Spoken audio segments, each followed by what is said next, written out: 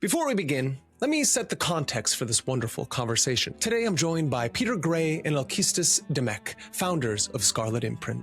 We begin with what Scarlet Imprint is and the question of what magic is. Then move between books and praxis, literature and the body.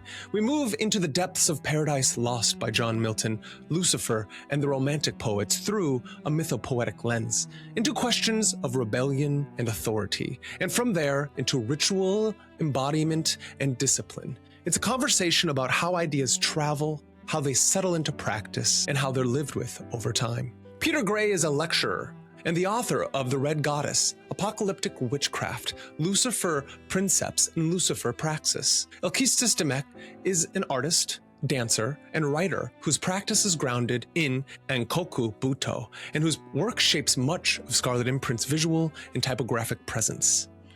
And for those new here, this is Magus in the Media, where I spend time with myth, magic, philosophy, and media of all kinds in the stories that we love and the stories that shape how we see the world. If this conversation resonates with you, feel free to subscribe, like, and share it with someone who it might resonate with as well. Now, let's begin.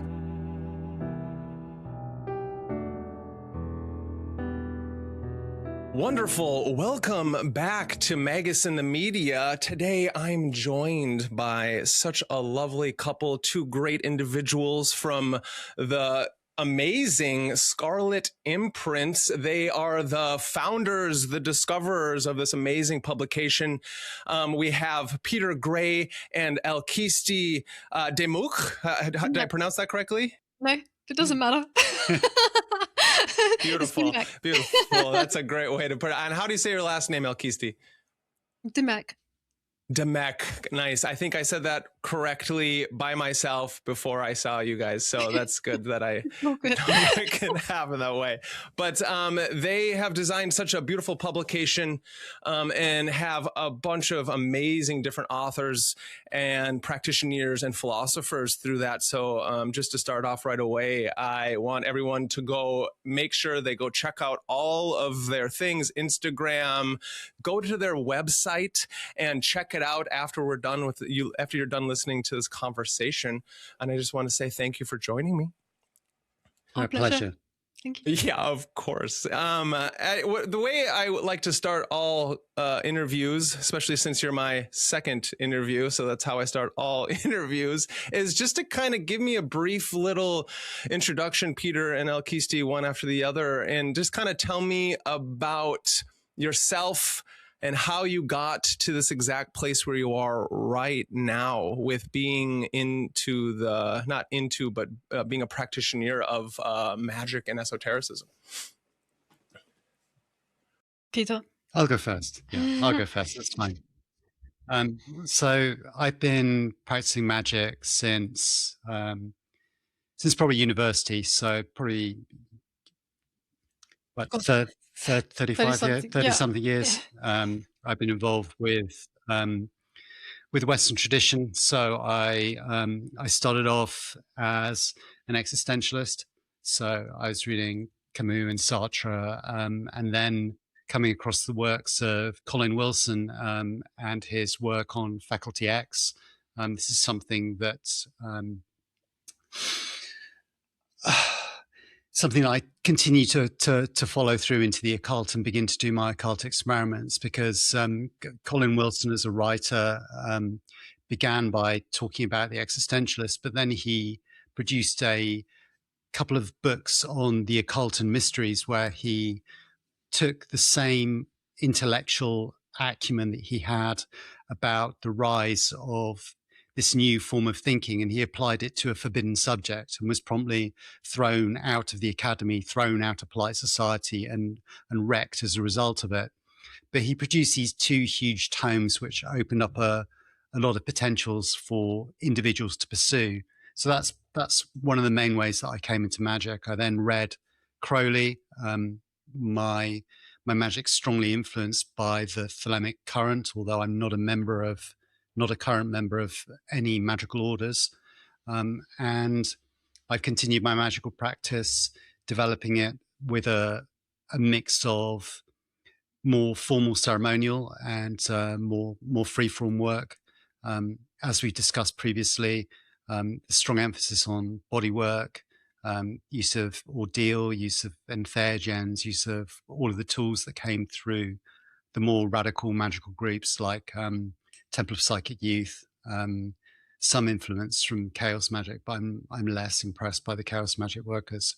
And then having been working magic for a long time, I wrote a book, and that was The Red Goddess in 2007.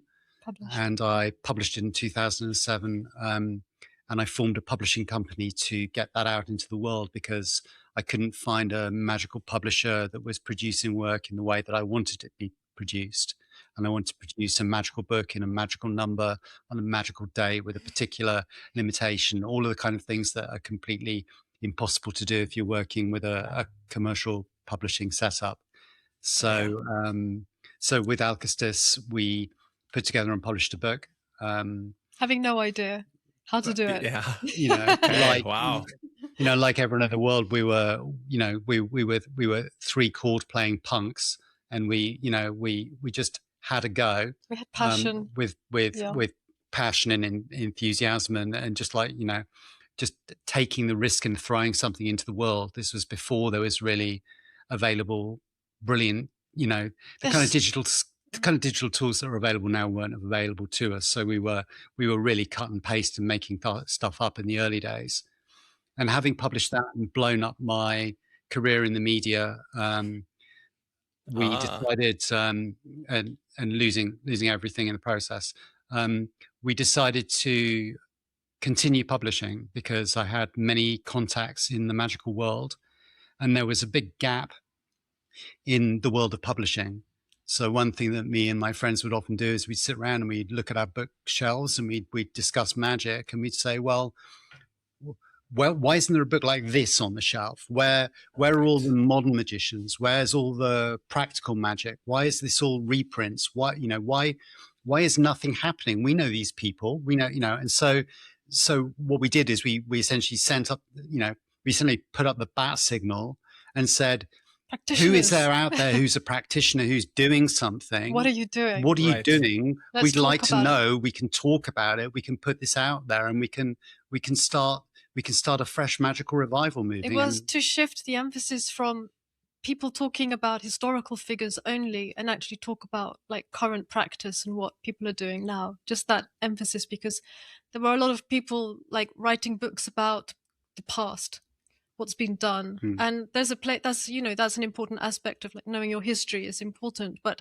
I think it was also important to have that conversation between practitioners in the moment. Right. Yeah, that's quite brilliant. Okay, I'm going to hit back up on you there, Peter. Tell me where your strings then fall into place here, Alkistis. Oh,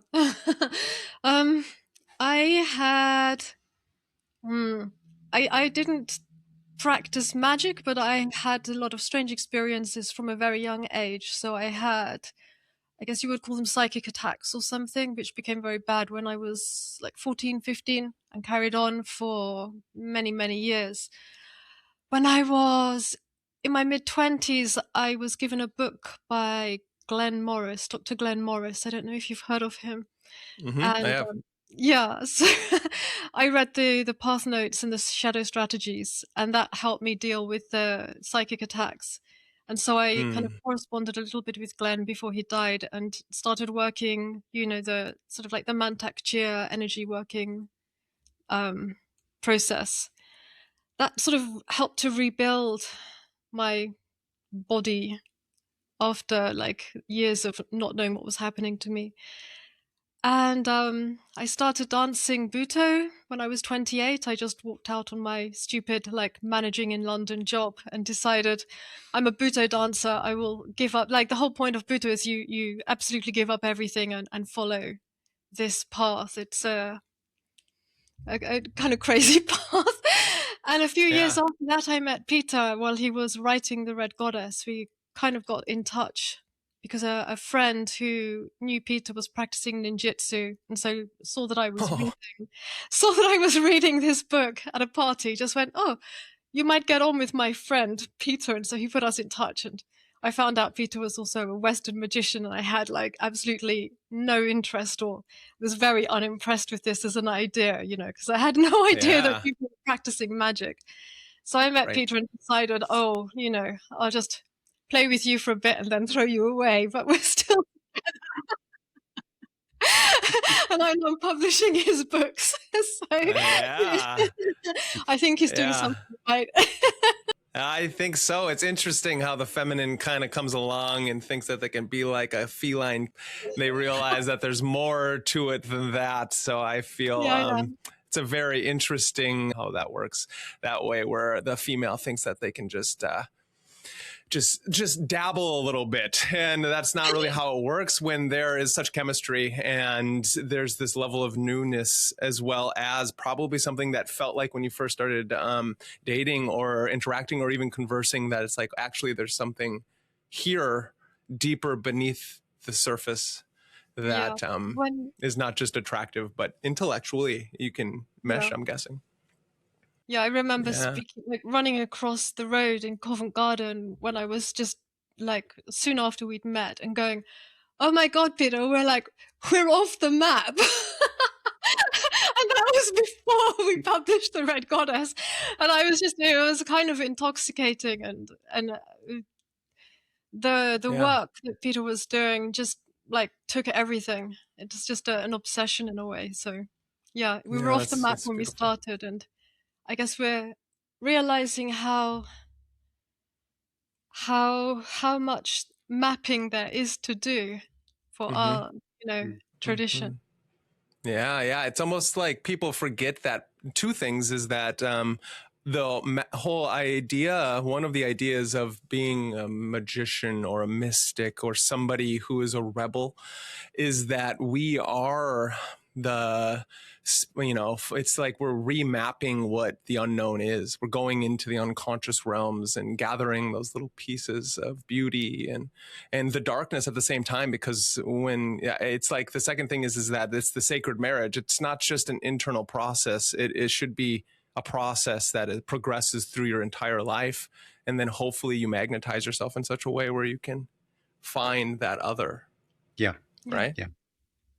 Yeah, it's beautiful. It's beautiful. Well, then that's great. So then you got together, and so whose background I hear? So Peter, you just said something about how you blew up your career in I worked in publishing. I worked in media. So I worked in print media, then I worked in web media, then I was working in television. So I did the whole belly of the beast with the control system. So I know that inside out. Yeah, and then where were you working in that you were able to help publish? Oh, no, Alkistis wasn't working. No. I was. Yeah, you're doing the dancing. Yeah, unemployable. Yeah, professionally unemployable dancer.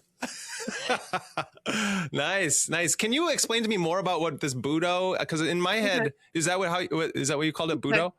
Mm. Yeah, Butoh, what is that? It's a dance which was invented or begun in like 1959, is sort of like the origin point, but developed over the 60s and the 70s, coming out of the Japanese avant-garde, out of the social and artistic revolutions of Japan in the sort of post-war avant-garde. Also, I think it came to Europe in the 70s. So one of the teachers that I learned from, my most like important teacher, Ko Murabushi, moved to Paris in the 70s. And so it kind of quite early got an anchor in Europe and became more popular in Europe than in Japan, because in Japan they thought it was just not good, not art. It was very, very radical, but it has such it's really special because it has such a strong internal work. So the effect of the imaginal and the sort of the phantasm on movement is a huge part of it, which ties with the history of dance anyway. If you look at like the early dance treatises, you see that the the fantasia, this faculty, is hugely important to creating movement. So I went. It tied with the energy work I was doing, the sort of Mantak Chia inspired, Glenn Morris inspired energy. Nice. And that's a great reference. Montauk Chia, everyone should look into. Montauk Chia's got a lot of, he's a madman, but his work in the Taoists, Tai Chi, Qi Gong stuff. Yeah. Yeah. And so this kind of I'd always had like strong spirit activity around me since, I was very, very small, a toddler. And I was probably born weird, actually.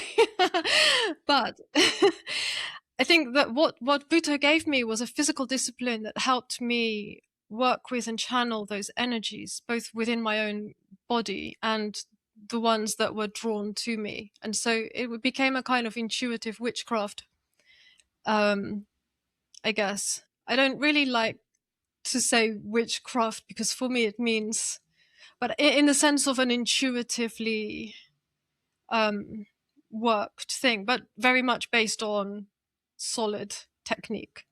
So there are very interesting techniques within Butoh that help you to visualize, to create movement that is unexpected, not sort of to break through a lot of the conditioning. So it's it's like that. That's fascinating. Okay, I think that's fascinating. Do you still do that? Yeah, I do. It's the basis of my practice. That's what I was wondering. Nice. It's a very dedicated, like a dedicated base style. That's beautiful. Okay, I'm gonna have to definitely look more into that because I've heard of Butoh in the sense of the martial art. That and there's a T, Buto. Thank you. Everyone out there, not Budo, Buto. That's okay. Butoh. Okay, thank you. That's actually makes a lot more sense. So sorry about that. Nice. No, that's beautiful. Okay, nice. Well then, how did you lead into starting Scarlet Imprint then? Just because of you? Is it because you wrote The Red Goddess, and then you were like, we need to publish this somehow? Yeah, that's simple. I mean, I had a very artistic background, so I just sort of went, I have no idea how to do typography. It was like the first thing, but we both loved books. I was, before switching to dance, I was like an artist, painting, writing. So we had a lot of, skills between us that we just applied and then learned on the job. Each book trying to improve. Yeah. That's fascinating. And then from there, you just started collecting authors and people to publish. Did you like send out a newsletter, or how did you just start doing that? Oh God, back in the day, I wrote to friends. You just started with writing. I wrote to friends. I posted a few things on a few forums and reached out to people, but largely this was the stage where it grew organically. It grew organically, but the occult community in the UK is like still very, very small. It was very, very small in that period. And it was functioning on a much more word of mouth basis. Yeah. When you look at what the kind of nodes were, the nodes were things like people who were selling secondhand books and producing like literal print lists of books for sale, and bookshops that were functioning as nodes for people to get in contact with each other. I mean, you'd literally hear about, I think there's a practitioner in so and so who's interested in this, and you'd find a way to make a contact with them. And I remember, like, when we started, we had published an essay by David Beth because I'd heard him talking about Butoh, and it was crazy and fascinating. So we thought that was an interesting inclusion in the Howling's book on grimoires as a modern grimoire. But he had actually put us in touch with Jake Stratton Kent, or he'd recommended us to Jake. So Jake approached us and we met him at, I think it was a Thelemic symposium. Yeah. And so then he placed his True Grimoire with us. And that kind of that was sort of starting things rolling in a way, just working with Jake. And then gradually building from there. But as it was such a small thing, we weren't looking to work with a lot of people. It was just like a few books and, bring something good out of it. And finding the voices, finding the people who had the kind of energy that matched what we were doing, that we were interested, that we were looking at. We tend to attract quite radical individuals, free thinkers, rather than people who are are producing, you know, kind of like 101 garbage. So we've been lucky enough to scare off a lot of the idiots. We're still scary. We're still scary. No, You know, that's good. No, and it's important. Attract some of the Independent minds. independent minds out there, and there's some brilliant independent minds. Yeah, no, there is. And I would like to actually know, tell the audience tell the world what the vision, you know, you can go to your website. I read it. You can look at the books and you can gain a good idea of what Scarlet Imprint is. But I have you two right here, right now. Tell me exactly what it is, why, and what's the essence and substance of this publication. To put something beautiful in the world that's democratic, because a book is accessible to almost anybody, and a book can transform lives. I mean, both of us were transformed by books when we were younger. So I have like a whole shelf of Artaud and Alfred Jarry and Rimbaud and all these like crazy French people that were everything to me when I was like a teenager. So it was really to make a contribution to that, to like the library as this like special salvation from insanity. And that was before the internet became so all devouring. So I think it's become even more, the vision has become even sharper and more urgent as the years have gone by, because we see how much is lost to the internet, the social media, and the attention suck, or the consciousness depleted through that. And I think that space between your mind and the book, and that dialogue with the author as you're thinking, you know, if you write in the margins or if you're making notes, just that living experience of like being with the text and having it transform you, and having, like we were talking before we started about Milton, you can read Milton's words now. There's nothing between you and Milton. And I think this thing is something that the book represents, and it doesn't disappear. Like the digital will disappear one day, but books will not disappear. So it's just that thing, something like casting something a little into the future, so that maybe they fall on people and transform. This is something really, the transformative nature of books, I think, was what really drove us. That's beautiful. It's almost like true, authentic invocation. Yeah. That's beautiful. And Peter, give me your version. Give me your version. And we just love books, you know, and there's nothing that's got better than the book in terms of a way of transforming people and holding and conveying information and bringing people into other worlds and feeling that they're not alone. I mean, there's a lot of talk about the loneliness epidemic and where people are at with online and how empty it feels when they're scrolling through social media, just like hitting likes to try and stay relevant or stay on top. But you never gain you never gain the same thing that you can when you have a relationship with a book, when you have a relationship with an author in that way, when you can go into a thought world, when you can learn something deeply about yourself and about the other. So it also something that we can do, which is completely independent, that's completely without commercial, without commercial value. Like what we do fits between the cracks in culture. You know, we're selling small numbers of very beautiful books to very fringe people in very fringe communities across the world, and out of that you can create incredible friendships, incredible relationships, amazing cross-pollination. You can see the magical current continuing to like literally transform under the impact of these books.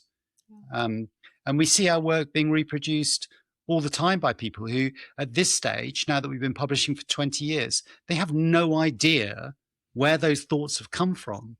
But they've entered into culture. They've entered into culture. They've become what culture is. And one of the things that magicians do, this is something that Genesis P-Orridge and Templar Psychic Youth were good with, is that they were media shamans. They understood that one of the roles of the magician is to transform culture. And books are the one of the most powerful tools that we have to do that, because, films are downstream of books, music's, inspired by people reading books. It's part of that it's, cultural movement. it's part It's of the the cultural movement. under the underground. Yeah. Yeah. I like that. Yeah, no, that's beautiful. It's fascinating how we've forgotten, and it's interesting how we need to continue to bring forth, because you're a small publication, and yet it seems like it's almost like you have to go up against such big publishers. And I wonder about that in your journey, because it's the administration part of the magical journey that people forget. It's the study, the research, and then trying to be, individuals in a world where you have these big conglomerate corporations. Have you had problems with anything like that? I think the problem that you always have is the tyranny of small differences. So the problems that you tend to have is with people who feel that they are in competition with you, or you're in competition with them. So it tends to be your neighbors who cause the most trouble, rather than the big guys don't care. Like I'm sure it upsets them when they occasionally see a meme with Scarlet Imprint in it, and them laughing at how the big publishers are looking at what we do, and they can't match it. I'm sure that frustrates some of the bigger guys. We do something different. We're not chasing. Our audience is smaller. We're more specialized in what we publish, so I don't see a particular overlap there. Yeah. I mean, some people, we've turned down their work simply because we felt that they needed a bigger audience, and we couldn't take on as many projects as we'd like to. So when Peter writes no, we can't do it, he often points people to other publishers, and often bigger publishers that might actually give people a more audience, give the writer a bigger audience as well. Yeah, it depends on the nature of the work. Yeah, how. I think the ecosystem kind of works. I mean, we're not a Llewellyn, and we don't want to be an Inner Traditions or a Llewellyn. It's they do what they do, and we do what we do. We don't want our books to be in malls. We want them to still be we want them to still just be underground enough that it means that people have had to dig a little bit to get to it. Yeah, it is almost the process of magic to find your own magic, to walk into a building, an old bookstore or whatever it is, and you get that Scarlet Imprints book, right? Yeah. So that little bit of effort, I think, is good, and that little bit of staying esoteric, staying beneath the mainstream is important. Yeah, nice. I love that. And then now, okay, so you in your opening, Peter, you hit on a few nodes of my own passion and love with your move from existentialism into Colin Wilson and his Faculty X. When I read, if I am remembering right, his book, The Philosopher's Stone, if that's the one, or whichever book it is where he's actually talking about Faculty X and how he's it's almost like his reimagining about what he did to hit on these new special powers. Can you just tell me about first your own move from existentialism into that level of mysticism or magic? And then I just want to hear, because most people don't know about Colin Wilson, let alone about his ideas of Faculty X. We get a lot of his other books on occult or The Outsiders, but let's just I just want to hear you go off a little bit. God, well, so I'm I've got a kind of a weird kind of relationship with Colin, because I knew his sons when I was a boy, because Colin doesn't live very far from where we are now, or he didn't live very far from where we are now. Okay. And I met Colin once in his impossibly stuffed full of books house as he shuffled around cursing, and he was an incredible intellect. He was an incredible intellect, and he was an angry young man, and then obviously he hated that label, but he was an angry young man, and an English genius who who had a phenomenally voracious mind, and he produced so many books. He just wrote and wrote and wrote, and some of it's terrible crap that he put out to pay the bills, you know, like the space vampire books and, you know, all kinds of craziness. But he had an amazing curiosity about the human spirit and about the potential of humans to transform themselves, and was asking those questions about who we are and who are the best of us, and what is that quality within us, and what are the techniques that people have used to unlock that within themselves across everything. So you get a complete education reading Colin's works. You know, he'll go from, you know, Nietzsche to Nureyev to, you know, he'll just range incredibly wildly. And I think that's really important for people, that they don't just, you know, stick with Crowley. With Crowley did the same thing. Crowley was like, how do we make geniuses? I mean, when you read the populist tone that magic in theory and practice in particularly takes, when he's trying to reach out to a mass audience, he's asking the same questions that Colin Wilson picks up later on. He's saying, what does it mean? How do we do this?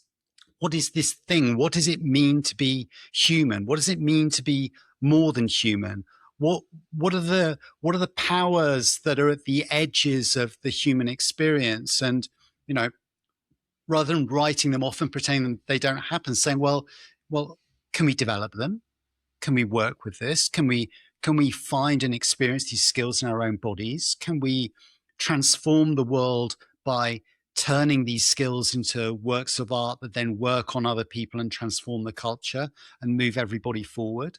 So yeah, Colin does that, and he also alchemizes the problem with the existentialists, which is that you just end up in despair if you just sit around reading Camus, you know, or Sartre. You just feel you end up feeling hopeless.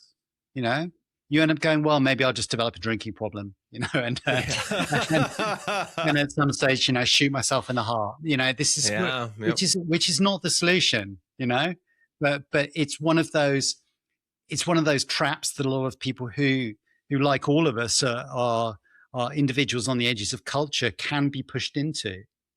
And it's trying to find a more positive way to alchemize the gifts that we have and the gifts that we can develop into something which can transform us rather than destroy us. That's beautiful. No, that's beautiful, because everyone should try to understand that the destruction is going to happen no matter what. It's, can we organize ourselves enough to die consciously and be reborn in the process, and hopefully have a body left over that we can walk around in once we realize these things. Because I think that's something through history that, especially in the occult and esotericism and magicians and alchemists, is that we've forgotten the body. It's like we get so caught up in the mind and the soul spirit thing that the body kind of gets left over. And so that's something that I can tell amongst you two, because you look so vibrant and healthy, which I think is a good thing for many reasons, especially because in the social cultural schema of people trying to understand what Luciferianism is, and or I don't even like to say the term Satanism, but it's such an interesting, you get the goth emo kids who are trying to take on some rebellious nature of culture. And but then technically that's not it at all. What you guys are veering into with the ideas of what Lucifer is and the ideology of that is, it's got that John Milton and the classics, and going back and reading the ancient philosophies and all these things. And once we bring in the ancient philosophers, it's like the embodied practice was so important. And so I have a few questions here for that, but it's like, I want us to integrate the ideas of Faculty X and what that means to you. And also I want to hear about why do you think it got lost for so long, the ideas of making sure that the body is healthy so the spirit can become divine, if that makes sense. Yeah. Well, I mean, one of the short answers is Christianity, in the anathemization of the body and the rejection in obviously in some schools of Christianity, I mean, like I'm going to push back on that because I have some other perspectives. Sure. like we're talking about something which is a not a monolith. Like it contains different aspects of it, but one of the aspects in it tends to be the body denying aspect. And as a result of that anathemized a lot of the things, a lot of the practices that we should have in the West, which have been knocked out of the West. You know, they've become demonized. Whereas, as you say, if you go back a layer and you look at the philosophers, all the philosophers were wrestlers. You know, Plato and Aristotle. These guys were fucking hench. You know, these guys would double leg you through the wall. These, you know, they're they would. You know, their philosophy was grounded in the body, and also not rejecting the beauty of the body. And I think that one of the problems that we found in probably the last 20 years in culture is that there's been an attack on the idea of beauty itself, and an attack on the idea of beauty as being somehow elitist or exclusionary or patriarchal. Yes. Any of these other ludicrous ideas, which simply, you know, like Nietzsche pointed out, are ways of the herd to drag down the strong. And this is not what we need to be doing to people.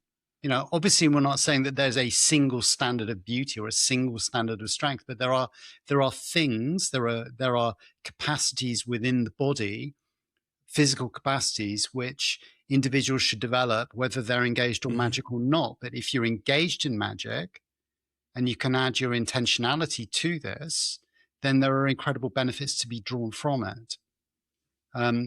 But we've really, you know, we don't have a great Western heritage of bodywork. So you know, a lot of what we've done has been going and looking and taking from other traditions. I mean, you see with the first sets of magical revivals in the West, it was yoga. It was the Indian traditions from the English Empire that were coming back to the motherland and transforming the people. Although yoga is also obviously developed out of Swedish gymnastics and various other, it's not as pure the as modern yoga. Yeah. It's I've never heard that before. Hit me with that. I want to know. The people should know. Oh God, I don't have the book to hand that talks about this, but the development of yoga in a lot of the modern era, postural flow yoga can be traced back to Swedish gymnastics, which were imported into India in a period and were disseminated early as a way to try and restore the virility to the native people by giving them a physical practice. Fantastic. Yeah. So it's not a straightforward story.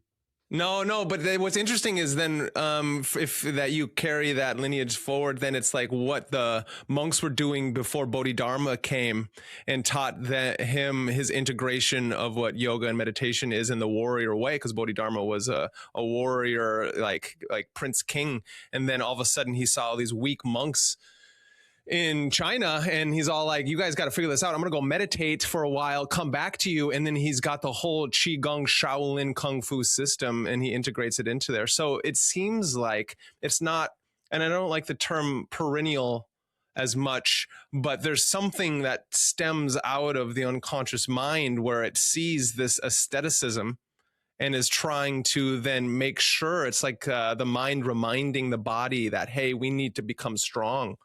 And that's the only way that we can continue this cyclical thing that's going on in our history, right? I really don't see a difference between the mind and the body. So no, I agree. Yeah, I agree with that. Yeah, it's just a movement is pure mind. Movement is just the mind making itself visible in time. Oh, I like that. I like that a lot, especially because I am definitely, I like to rag on Cartesianism and the Enlightenment Yeah. periods, especially because I've trained in not only ancient philosophy, but phenomenology, where you get Husserl and Heidegger, Merleau-Ponty, Levinas, Paul Ricoeur, and all these characters who are trying to state how damaging Cartesian mechanistic functionalism was. Yeah. And now it's time to integrate them back together I Yeah. think a lot to of that, that I think a lot syzygy. of the Cartesian dualism of mind and body has been so embedded in the way that Western esotericists think, and it's sort of there in the historical material. So to kind of take that out, for me, I came into it from a totally embodied practice. So I experienced the Western magical tradition from a position of where is the body? You know, like I Yeah. didn't Yeah. understand. And Peter did have body practice, but so many of the texts didn't make sense to me because, as you say, there was no recognition of the phenomenology of the lived body, the living body, and Yes. that's fundamental to everything. So it's how we think. Everything is based on the body, and it's just that I don't know how to say it. I've written quite a bit about this, but it's not even Okay. in the top of my head. It's just like it's become so No. Yeah. much a part of how I live and what I do that I guess it's really hard to explain it to people coming from a tradition that maybe has put the body as a secondary thing, like we to be ignored and like of lesser importance. So I developed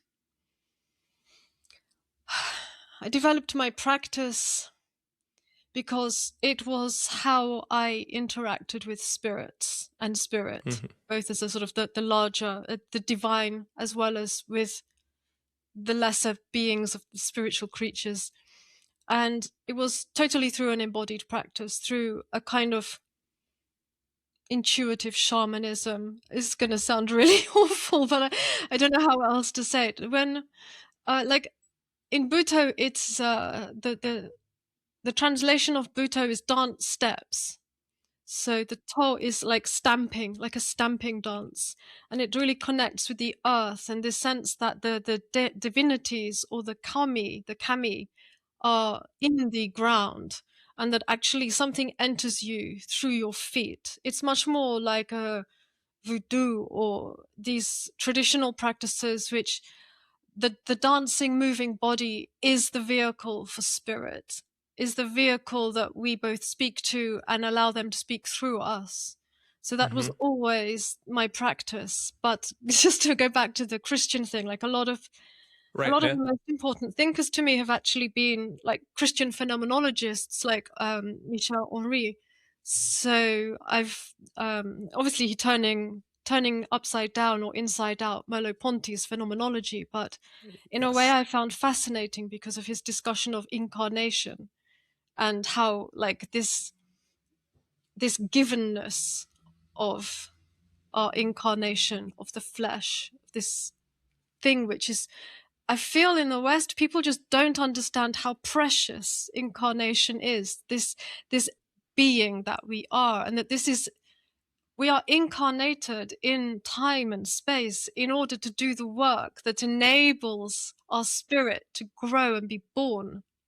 So I call this the siren body. This is my sort of version of what Ike might, for Ike would be theurgy, but the developing Right. of a body through the physical body, but the developing of the light body, this hybrid between the flesh and spirit that Mm. takes flight, that is beyond and it can only happen through the physical body, through these practices, that the inflaming, the love, the practice. It's just daily practice.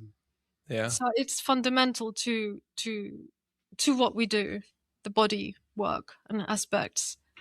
Yes. Yeah, no, yeah, for sure. I find that fascinating, and most people don't even understand what phenomenology even is. You know, it's something that is continually having to be explained, which is fascinating because we are always having the phenomenological experience, whether we know it or not. And which is a lot different than the understanding of subject object in our subjective experiences, is that we are never actually having a subjective experience. We're only ever consciousness intending itself upon something. And then but then we're never actually getting to the thing itself. We're only perceiving our own perception of said thing. And so it's such a fascinating topic, because once we start understanding our embodied experience through ritualistic practice, no matter what that looks like, magic, mysticism, and whatnot, that is when we start to finally be able to be in the world, which we're always are, but Heidegger uses the term Dasein, being in the world. And what I find fascinating about what you're saying is that we don't ever actually remember not being here, is something that Heidegger talks about. And he uses the term thrownness. It's that all of a sudden you feel like you were just thrown into the world. And then I always have to say, it's like, do you remember before you were thrown here? And it's the idea is that you actually don't. So the incarnation period is something that we take for granted. The body is something that I feel like we take for granted. Yeah. And it's through our experience of our own practice, and through finally sitting down and trying to do what I would call the hermetic experience, or being a hermeticist, is that we're becoming aware of our own perceiving apparatuses. Yeah. Finally. Yeah. Right. Agreed. And then, right. Yeah. Nice. Yeah. And so it's, and it doesn't even matter what you're calling it, theurgy or what you were talking about. What really matters is that you are finally having an understanding that I'm also trying to state how the mind and the body, we talk about it because of our language. And that is like, we've fallen prey to this Aristotelian Cartesianism. Yeah. Even though Aristotle first was a Platonist and then rebelled against his teacher, like all students do, and then was like, we must break things down so I can understand them better. And then in doing so, you get the whole history of philosophy, which is deeply integrated in these things. And so I was kind of rambling on that, but that's fascinating. You guys, it's fascinating.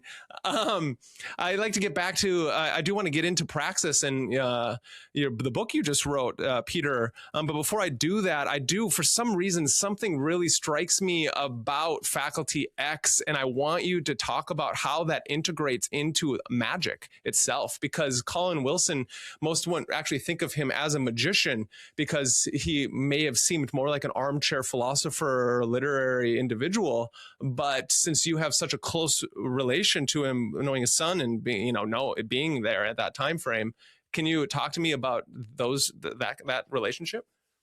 Well, Colin came and spoke at several UK early occult conferences that we were part of. So he wasn't frightened of being around and being part of an occult discourse. And the people around him with, I think the magazine was Abraxas that they ran down here, was again clearly discussing and touching on all of these esoteric areas, because it's impossible for it not to be. I mean, probably the best person to talk about with this is Gary Lachman, because Gary took a very strong impact from Colin as a teacher, whereas I haven't returned to Colin's work for probably 20 years. So it's been a long time since I've been back and reread Colin. Nice. Yeah. But he's just a good example of one of these outside thinkers that I think England specializes in producing. I think we're blessed to have a range of these eccentric outsiders who are able to produce these things, even in what's traditionally been quite a straight-laced culture. Yeah, definitely. And then that leads me into, I asked this to Ike, and I'm going to ask this to both of you, is that please define magic for me. No pressure. No pressure. I think it depends what context you're using the word in for a start. Like, in some senses, magic is a kind of stickiness, a sort of plasmatic feeling in the air around you because you can feel the charge. But also, magic is a set of techniques that enable you to work with the unseen, to speak with the unseen, to see into the unseen as well. I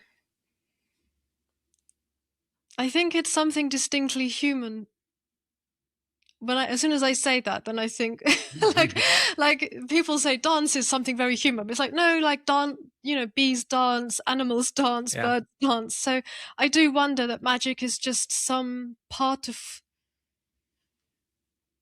consciousness coming, like pressing on us.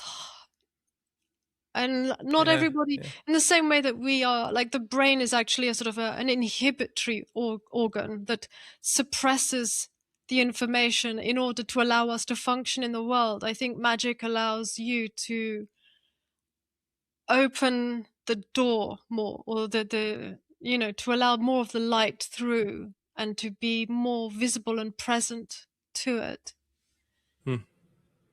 Yeah. I like that. That's a definition, but maybe something else. What do you say? No, that's good. I'm going to wait until I'm in my 70s when I have a one line. You let me waffle on, and then you're like, and I will have a pithy one line thing like for an epitaph where I can stand behind it and say it is this. I think we have no idea. It covers so many things. It's a single word doing a lot of duty for a lot of different things. This is the problem. I think it's too big a word. I think it's like one of those apocryphal Eskimo words for snow things where you in fact need 40 or 50 words to describe like the different elements of what this thing is. But the definition would probably include it would include action at a distance. It would include spirit. Yeah. It would include intention, and it would include consciousness. Or is that intention? Some field effect. There's a field aspect to it, and there's also as Alkistis says, there's a capability, there's a doing, there's like a set of skills that are also involved in it. So I think the reason everyone falls over their feet with the magic definition is that the word is trying to do a lot of things. And any time you try and limit it, science and art causing change in conformity with will, then you end up terminating or boxing something which is much bigger than that. Yeah, that's a great answer. I do agree, and it's really hard because of magic. A lot of people don't know the term or the name Alfred Korzynski, but his work was really epitomizing in my own understanding of how the nervous system works, on how there are certain levels of abstractions that when we speak of something, there is the concrete thing in itself that we can never talk about. And then you're only moving yourself up in abstraction. So magic itself as a general term is really hard.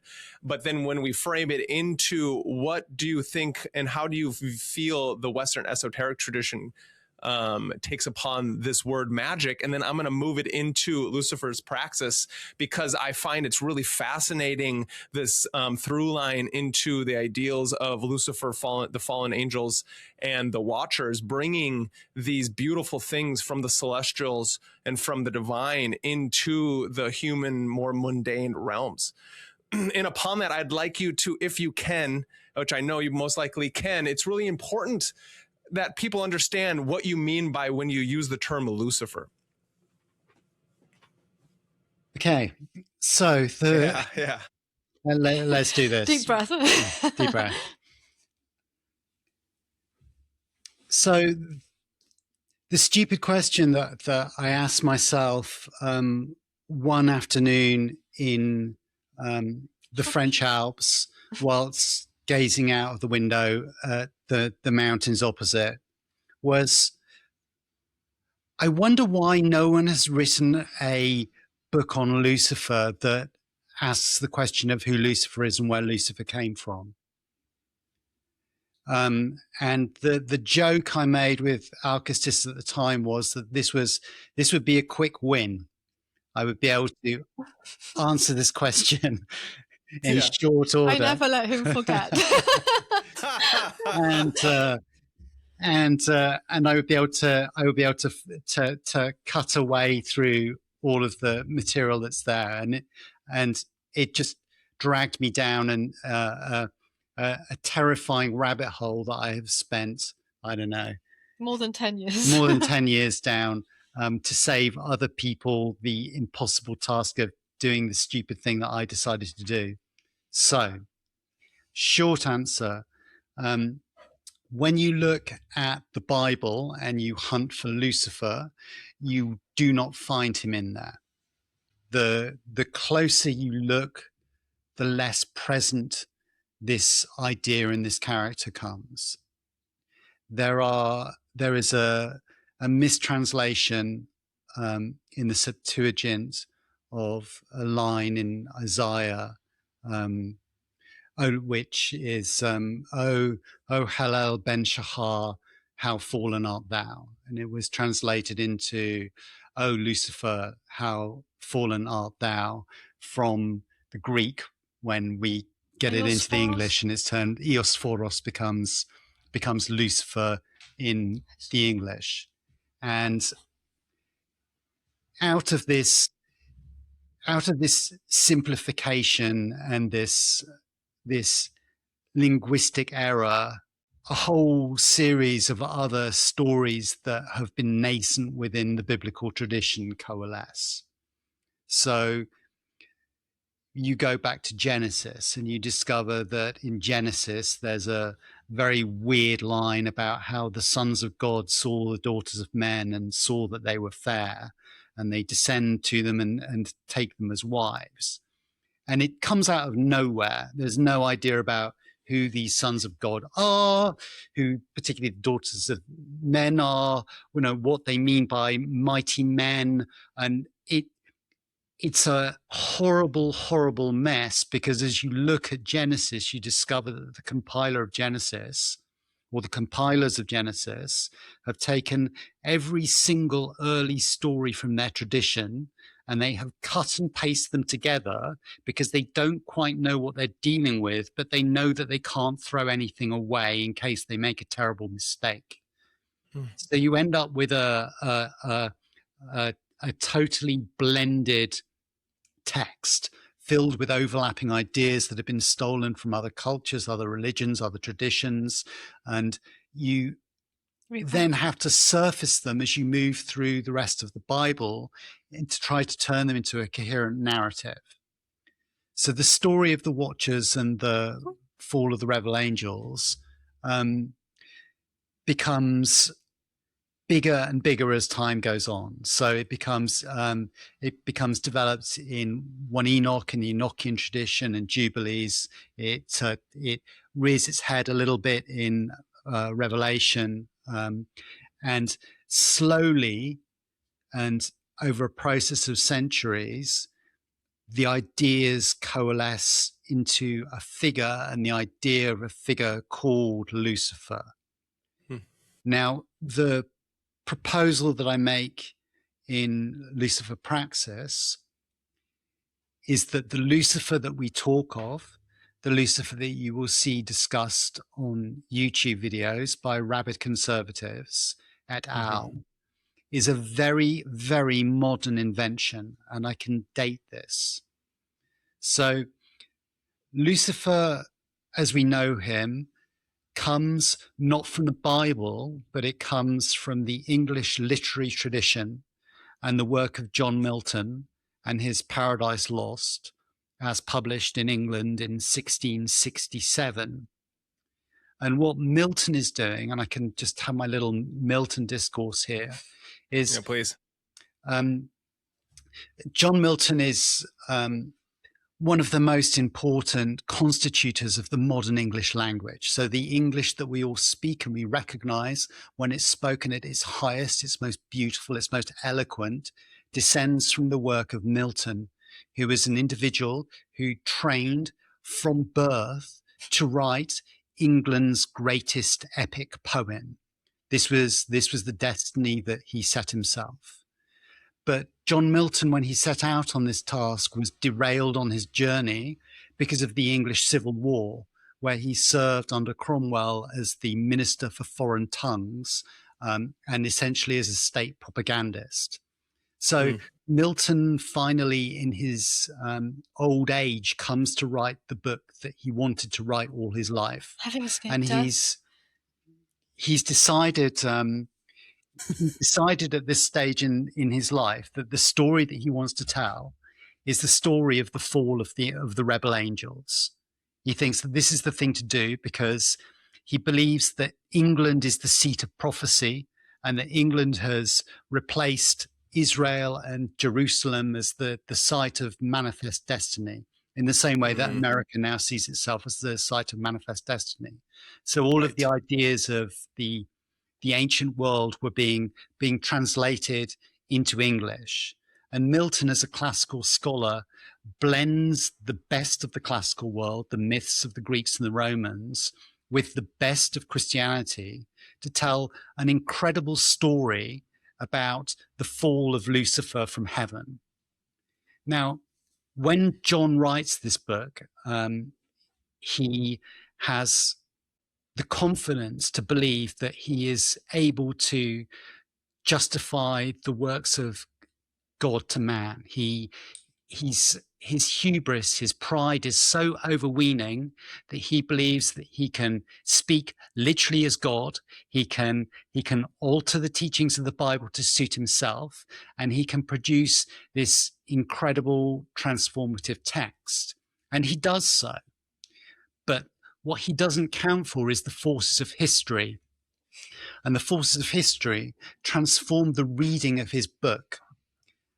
So when Milton writes the book, the Civil War has just taken place, and the Republicans have lost, and the monarchy is restored, and Milton himself is threatened with death, and he's written a book whose central protagonist is a rebellion against a tyrant king. So John's book immediately gets him into an impossible political situation, because people reading the book go, well, surely you were on the side of Lucifer against the king, against the tyrant, and surely you wrote a book justifying the deaths of kings previously, Iconoclastes. So the text that he produced has become already confused, conflicted. And people read the book, and they read the first two books of Paradise Lost in particular. And Lucifer is presented in the mode of a classical hero. So he's dressed like a Greek hero. He has a circular shield. He has a great spear in his hand, and he is exhorting the troops who have been cast out from hell to rise up and to make one final effort against the tyrant. And when you read the book, all your heart and all your sympathy immediately flows to the adversary. And what Milton believes he can do with the book is he can alchemize the figure. And as you read the book, you're meant to understand that your initial sympathies should be overturned, and that this isn't necessarily an entirely good figure, and that you should finally embrace Christ and the Christian reading of it. But that isn't what happens, because once people have been initially conditioned by their exposure to this heroic Lucifer figure, they find it almost erotically impossible to throw it off. Like, it's the classic dark triad personality thing. Like, all the women who read the book went, I'm down with this bad boy. Like, this is the hero. This is the guy I want, because strong, he's valiant, he's like, all of these things. So Milton runs into that problem initially, and then the events of history catch up with him.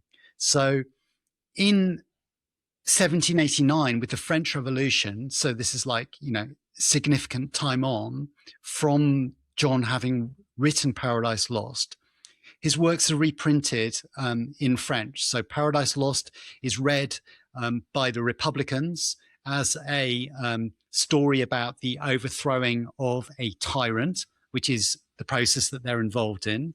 They read his political texts arguing for freedom of the press, the Areopagitica, his justification for the killing of a monarch in Iconoclastes, and they go, this Milton guy, he's our man, and Lucifer is the figure of human rebellion against the tyrant.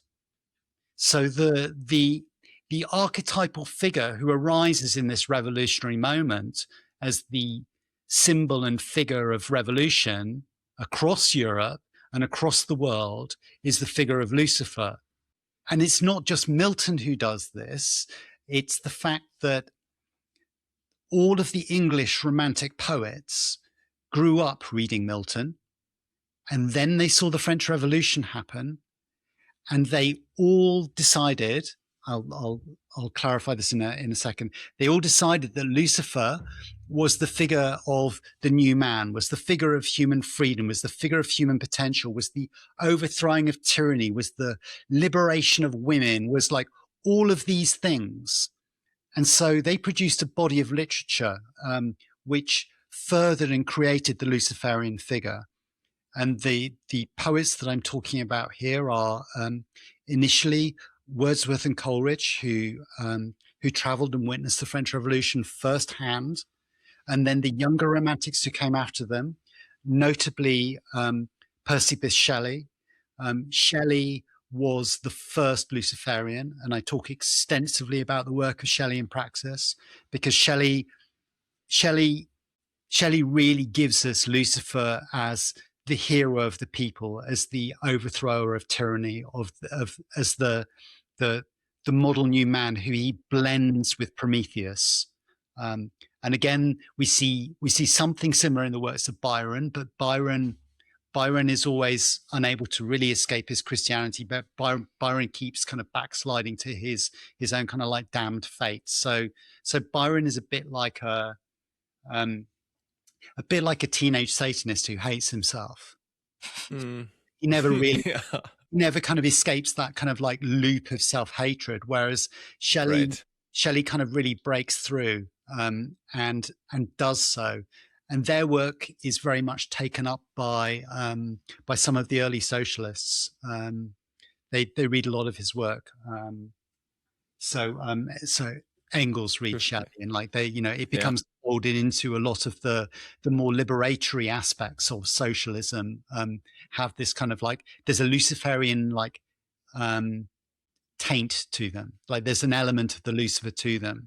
So the answer to the initial question of who is Lucifer is emergent over a hugely long and complex period of time, from the deepest depths of biblical literature through the revolutions and uprisings in England, through the project of John Milton and the birth of the new English language, through the Romantic poets, and then through into like the later magical figures who pick this up. People like Crowley, who are downstream of people like who are downstream very much of Shelley. Crowley bases a lot of his identity on Shelley. Certainly as a young man he did. As Alastor, the Wanderer in the Waste, that's all Shelley. And then the tale becomes more and more complicated with like the French decadence, with like, with modern Satanism, with right-wing Christianity, with all of these influences. So the answer is Lucifer is an incredibly complex figure which can be read in many different ways by many different people. But when I talk about Lucifer, then I'm talking about Lucifer in this liberatory aspect. I'm talking about him as part of a heritage of teaching fallen angels who have extended the hand to humanity and said that we can become as gods, and that have taught us particular magical skills to enable us to do things that the structures above us, the powers above us, would rather we didn't have access to. So it's that aspect that I'm interested in developing. That's fascinating. That's brilliant. I loved all of that. So then the question is, how did Shelley break away from that pit of despair, or, you know, the differentiation between what Lord Byron did? Why, sure, do you think? I think it was partly through reading Prometheus. I think there's a dialectic that they set up between the figure in the Greek myth of Prometheus, which is also blended into the story of the rebel angels. I mean, you can't separate Prometheus and Lucifer. Like it's impossible to do so. That myth is very much part of what we've had come down to us. And when we look at the Greeks, we look at the stealing of fire from heaven, and we look at the exemplary punishment of Prometheus for mankind. The idea that these angels risked and dared everything in order to bring something to us was incredibly powerful. But it was simply it was a matter of character. Byron had a very difficult childhood. He was essayed. I think that's the safe word we can use here. Yeah, it is.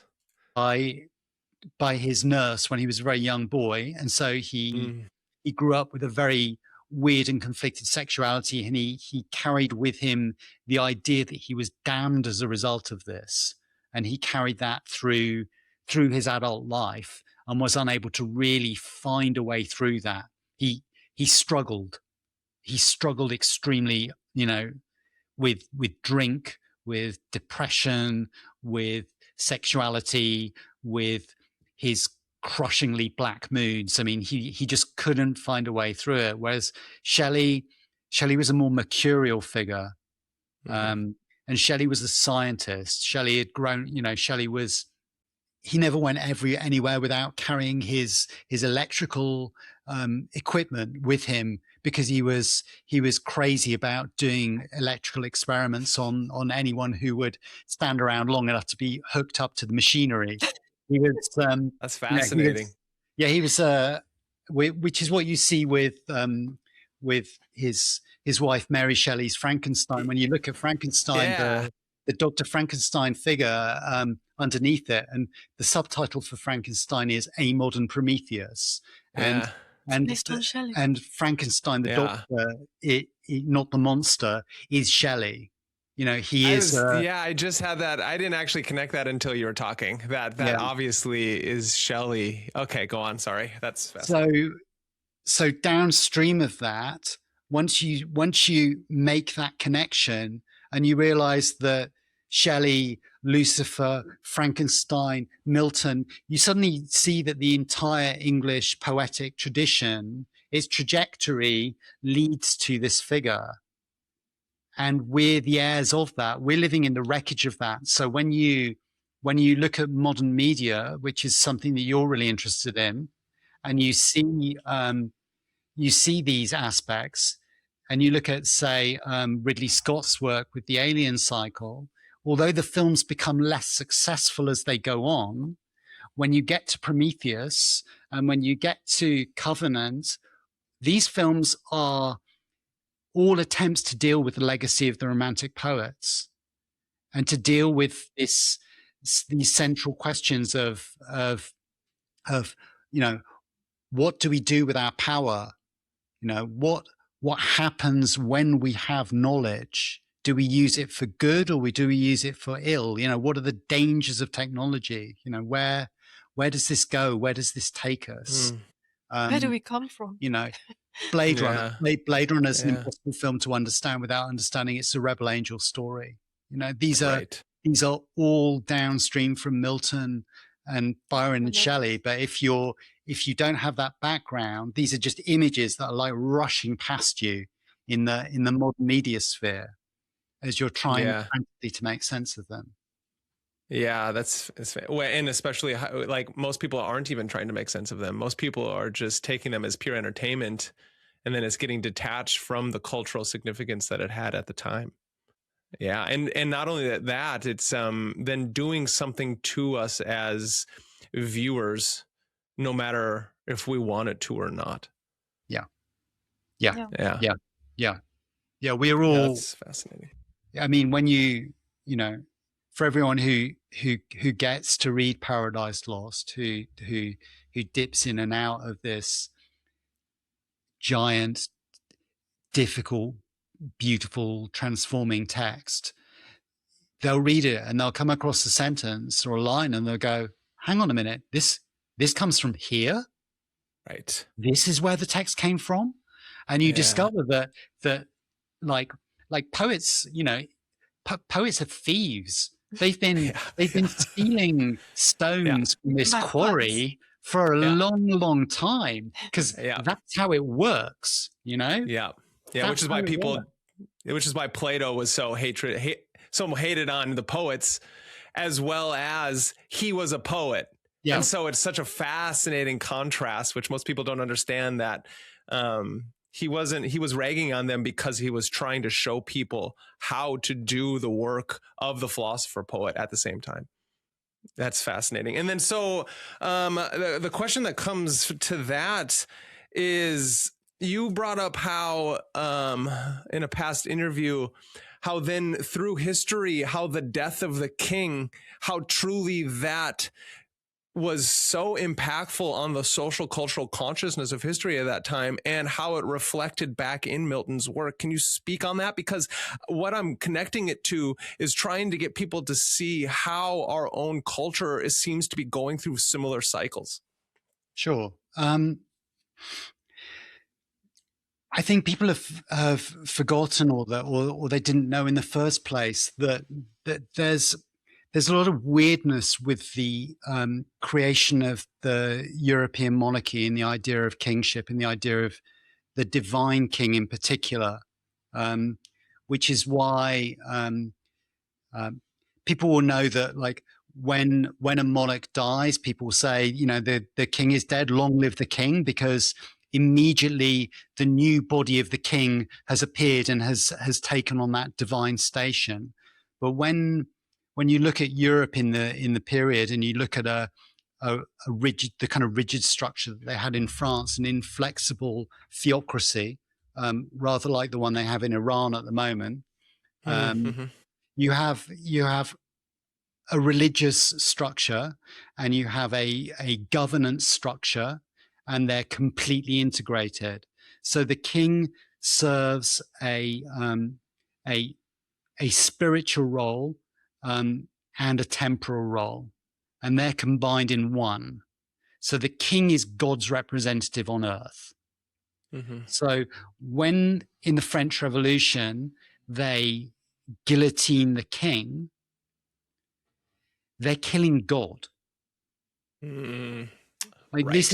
This is why it was controversial to kill anybody in royalty, like Mary, Queen of Scots, because you immediately show these people as somehow not divine and able to be brought down. And there's the danger in that is that the whole system falls as a result.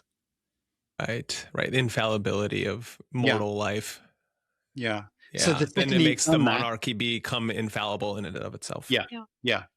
So the second you've done that, you can't really walk it back. Like, it's very difficult to walk it back. In France as well, they stage managed the executions. The Republicans stage managed the executions really well. So there wasn't any sympathy for the royal family when they died. Whereas what went wrong in the English Revolution is that they allowed Charles to They allowed Charles to set the terms and the ritual of his own execution. So when he was executed, there was a sense that he'd died well and he died as an honorable man. And there was an outwelling of sympathy towards the king, which never occurred in France. So that's why it was easier in England for them to reconstitute the monarchy after a brief break. They were able to reset that institution quite effectively. But yeah, it's the Lucifer figure is toxic to power and authority, because it says not only we will overthrow you because we are many and you are few, it says this is the human spirit itself. Like, the human spirit is a rebellion, is a rebellious spirit. It's the divine spark. The divine isn't in the king. We all possess this divine spark. The king is not God as divinity. It's not the death of divinity. Like it's the death of the tyrant god, the demiurge. Right. Right. It's actually a releasing of divinity and a return of this potential to humanity, rather than this sense of like it's stratified and there's no change for the ordinary people. So it's not, this is where like the sort of the confrontational or oppositional aspect of, say, Satanism is just not what the figure of Lucifer really expresses. It's more the return of divinity to man and that potential. Yes. And the responsibility. Yeah. It's almost like the Lucifer energy is there to, it's like a cyclical energy that is there to help topple the institution, which has taken on hold of this energy that needs to release itself. It's then, I feel like it's almost mythologized in the metaphor of Persephone being taken into the underworld by Hades in its own right. Is there a connection there? I don't what think I mean by that is, I totally have different thoughts about that, but yeah, I don't, I'm not sure I see that kind of cyclicity. I see it much more emergent with the figure of Lucifer. Persephone is the sort of a yearly seasonal cycle. Yeah. And also that sort of menarchal moment, that moment of sexual awakening for a girl into womanhood. Yeah. With Lucifer, I see it much more on a sort of a more aeonic level of humanity has come to the point where they can't be kept in the dark any longer. They can't be chained or shackled. It's more about like humanity just breaking those bonds and taking on for themselves the responsibility and the potential for freedom and growth. Yeah, so, no, I like that. That's a better definition. What I mean is how when it's the cycles of the seasons and how the institution, and I read a book called Radical Democracy is kind of where I'm getting this idea from. I think it's, I can't remember the author, but it was the idea of how spring, summer, fall, winter happens. And we can see how in the spring, it's when Persephone is going upon her maiden voyage, her innocence. And then as time moves forward into the fall and the winter, all of a sudden, that's when Hades pops up out of this portal, grabs Persephone, brings her into the underworld, and then Persephone eats of the pomegranate fruit, and then she has to continue. It's like before she did that, she was free to be, it was always spring, it was always summer, but then all of a sudden Hades created this control structure where the institution, which is important because we have to have something that helps protect us from the winter months, helps protect us from Demeter's rage, and then at that same time, she then has to have she has to be able to be let go back into spring. So the institution, Hades, this figure, has to let go of Persephone into the world again so we can bring upon the cyclical nature of the seasons. And so I was just seeing it as not a similar metaphor. It does seem like it's a different, on the different level of the spiral of how Lucifer is this big figure, and every season in our own historical culture, we need to be able to break free from the institute's hold its own tyranny over the individual spirit, which is trying to break itself free and try to learn new things. And so that was my own thing of trying to relate things to other things. But it's a fascinating topic because of how then I think what that leads us into is the idea of what the death of God means to the world. And most people don't understand truly what Nietzsche was trying to talk about. So do you think that then Nietzsche's Übermensch relates to the Luciferian figure? Yes. Yeah. I think that Nietzsche is a fundamental thinker for the modern Luciferian to grapple with, not necessarily to accept whole. You have to understand the complexity of how he writes. He's putting a lot of different ideas and voices forward as well. I think he's really important. About the body as well. For Nietzsche, the body was like central. You had to understand like the affects and the emotions and the drives were like fundamental to how he thought about things and who he was. So yeah, Nietzsche's important, but very complex thinker. Yeah, especially for the ideas of what the monarchy was holding on to, or what the divine or what God meant in that time frame was. It's a moral, like we don't understand the implications of God dying and that we did it. And that then along with Christian morality, which was the underpinning of our moral structures, what happens to the world after that. Yeah. And now we're in this crazy state where everything has been replaced by commerce. It's the negative aspect of the Luciferian moment is the destruction that could result in the revaluation of all values simply becomes the use of the drives which Nietzsche deifies being gamed by the algorithm to enslave people once more. So we're in a slightly different stage of the game, but yeah, I just think everyone should read Zarathustra like over and over and over again. I think it's a hugely important, incredible writing, hugely important thinker and a complex thinker, and a human thinker.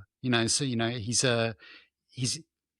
I think people who are drawn to engaging with these ideas, so engaging with the Luciferian ideas, they're already aware that they need to be agile thinkers, that they're not accepting everything as given. They're not taking on a new set of rules necessarily. They're developing a set of critical skills and approaches to themselves in order to be more effective in the world. They're not just jumping on and going, oh, well, we've got a new cult now.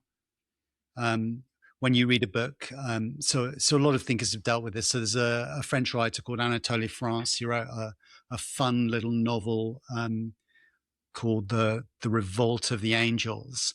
And his conceit in the book is that Lucifer wins and overthrows God, but in the process becomes God again because they're unable to break the cycle. Wow.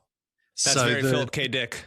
Yeah. So one of the challenges with this is always the same. It's like, if you overthrow a tyrant, do you replace it with another tyranny? Do you just become insane? That's exactly. Again, yeah. Which is the problem that you see with most revolutions. Yes. French Revolution, tyranny; Russian Revolution, tyranny. I mean, this is chaos creates a vacuum for power and unscrupulous people to take advantage of. So and without say an embodied mystical and or magical practice, a hermetic practice, an alchemized practice, you don't have the process to individuate, right? You then, it's like all the social revolutionaries haven't done the hard work to burn away the dead ash let go of their mundane self to be able to take on what Plato would call the philosopher king position. And interesting enough, in the Republic, Plato, and what most people don't understand is that it's the contrasting conundrum. The contradiction is, once you get out of the cave, witness the forms and the sun, witness the good, in the Republic, the philosopher kings become the rulers. But once you're a philosopher king, you don't want to rule. And so it's fascinating that what we're seeing is the direct inversion of that. A loss of, we're in an anti-intellectual world, and we are propping up these shadow figures on a wall, and we're calling them rulers, and we're trying to listen to them. And then we have this Hegelian dialectic where you are fighting the puppet figures instead of understanding. And this is then what I'm always trying to bring it back to, is this hero's journey, understanding the only person you technically need to be fighting is your own ego. Yeah. Right? I think I think we're actually we're in a really interesting age. I think we're in one of the most We're in the most. we're in the most. I love your newspeak. That's good. You get it on the internet. You're on TikTok now. That's good. It's cute. We're in a You finish. we're in a moment where we can have a new renaissance. I really feel very positively about this. I think that what we'll see is that as the next two generations come up, we have the potential for people to really educate themselves, to turn away from the distractions of technology, to have that new level of human possibility in future. I think we could have quite an incredible moment. I remember, growing up as Gen Xers, we watched the boomers take everything from the television as the truth. And we grew up like the punks grew up, rebelling against all of that bullshit. Like, we didn't want to watch fucking television. We didn't want to go to fucking Disneyland. Like, we didn't believe any of their world. We didn't believe their world. Right. Right. We didn't know how fake it was. We didn't realize how much of what we experienced was pure deception. And I think that's becoming clear in the last few years. And more and more people are realizing that, in fact, we've just been living in a complete deception since, well, at least the end of the Second World War. And so I think we're going to end up with a dead internet. I think we're going to find that people are going to retreat from social media. They're going to pull the plug and just limit their exposure and go, well, maybe I can just about survive with looking at my Instagram like once a day.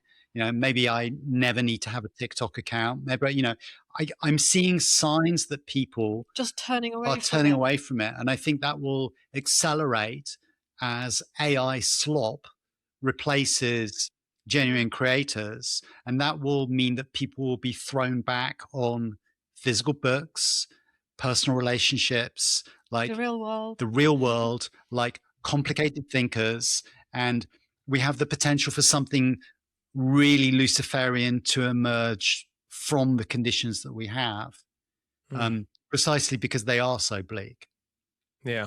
That's then the call. That's the call to adventure. That's the hope, right? That's finding that spark of divinity within, in actual seeing how cultures go through these cyclical natures. And I agree about, we can truly see a new renaissance in this day and age, especially with this interconnectivity, where a person like myself, where I'm in the bleak winters, and then here you guys are over, in Europe doing your thing. And it's like, it's fascinating. And so I do also want to hit on this topic of an idea, which you've been talking about this whole time, but I think it's really important to talk about, is how crazy it is that terms and ideas, egregores like Lucifer, which have such an amazing power that doesn't have to lead to such darkness that has been taken over by unindividuated, taking from the term of Carl Jung, unindividuated child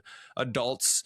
And then they take these terms, don't look into them, don't understand them from their own perspective, and they flim them around, and they do terrible, nasty, brutish things with these terms, as well as then you get the extreme Christian evangelical class also then taking it on, and then that's how we get. And again, I also don't like terms like witchcraft very much, but they'd be burning witches, more intellectuals, embodied intellectuals, right? Like we're seeing that is emerging in our spheres, Yeah. Yeah. And how do you guys fight that? How do you guys go and do your work to do these types of things? We're not plugged in to mainstream media. I think it's I feel it's important to have a voice that's different to everybody else's, because I see a lot of conformity at the moment, and one of the things that social media particularly seems to enforce is conformity. And I see so many people that just repeat and repeat and say the same stuff over and over, and very few people who have the ability, the individuation, and the intellectual ability to think for themselves and to find their own course through things. I remember reading, I'm not going to claim to understand Wittgenstein, but I was reading, a friend of mine studied philosophy and would talk to me about Wittgenstein and stuff, and I read some bits and biography, and he was describing Wittgenstein, how he was able to generate his own oxygen, intellectual. And I've always felt like that too, because I was quite isolated from a very early age in terms of just how I developed.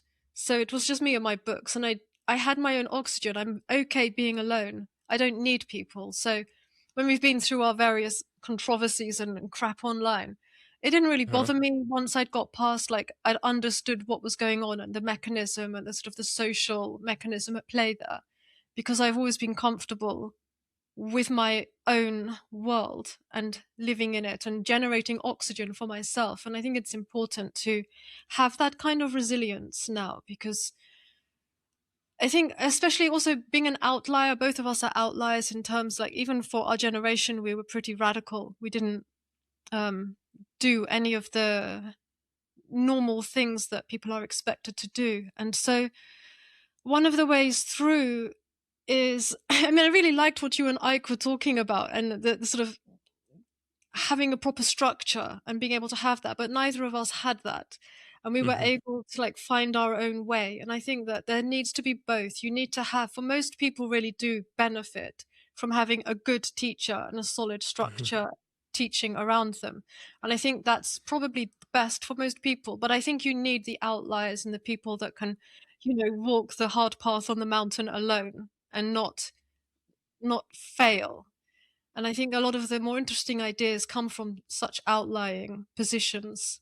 And that's my feeling about these particular times we're in now, is that there's a lot of boring, a lot of repetition of the same, a lot of generic thinking, a lot of noise, and very few voices that are really startlingly original or interesting to listen to, putting forward different ideas. So I think we need everything, really. Yeah, I agree. No, I agree with that. I do then wonder about, because in my own journey, when I got in my younger 20s, when I was starting my own magical path, breaking free, very similarly, Peter, with like entheogen use, as well as studying ancient philosophy as I started college.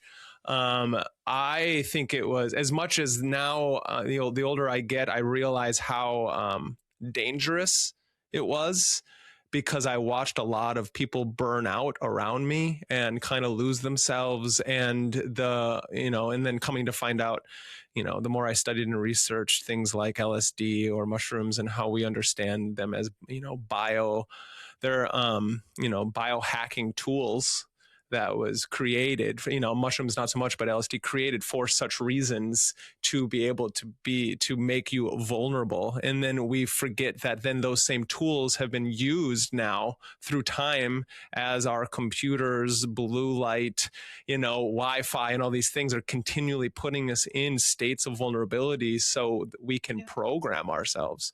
And so it's the idea of becoming your own meta programmer, as Robert Anton Wilson talked about, and Timothy Leary. But most people don't have that Luciferian spirit, right? And I think that's the beautiful thing about what Lucifer kind of shows us.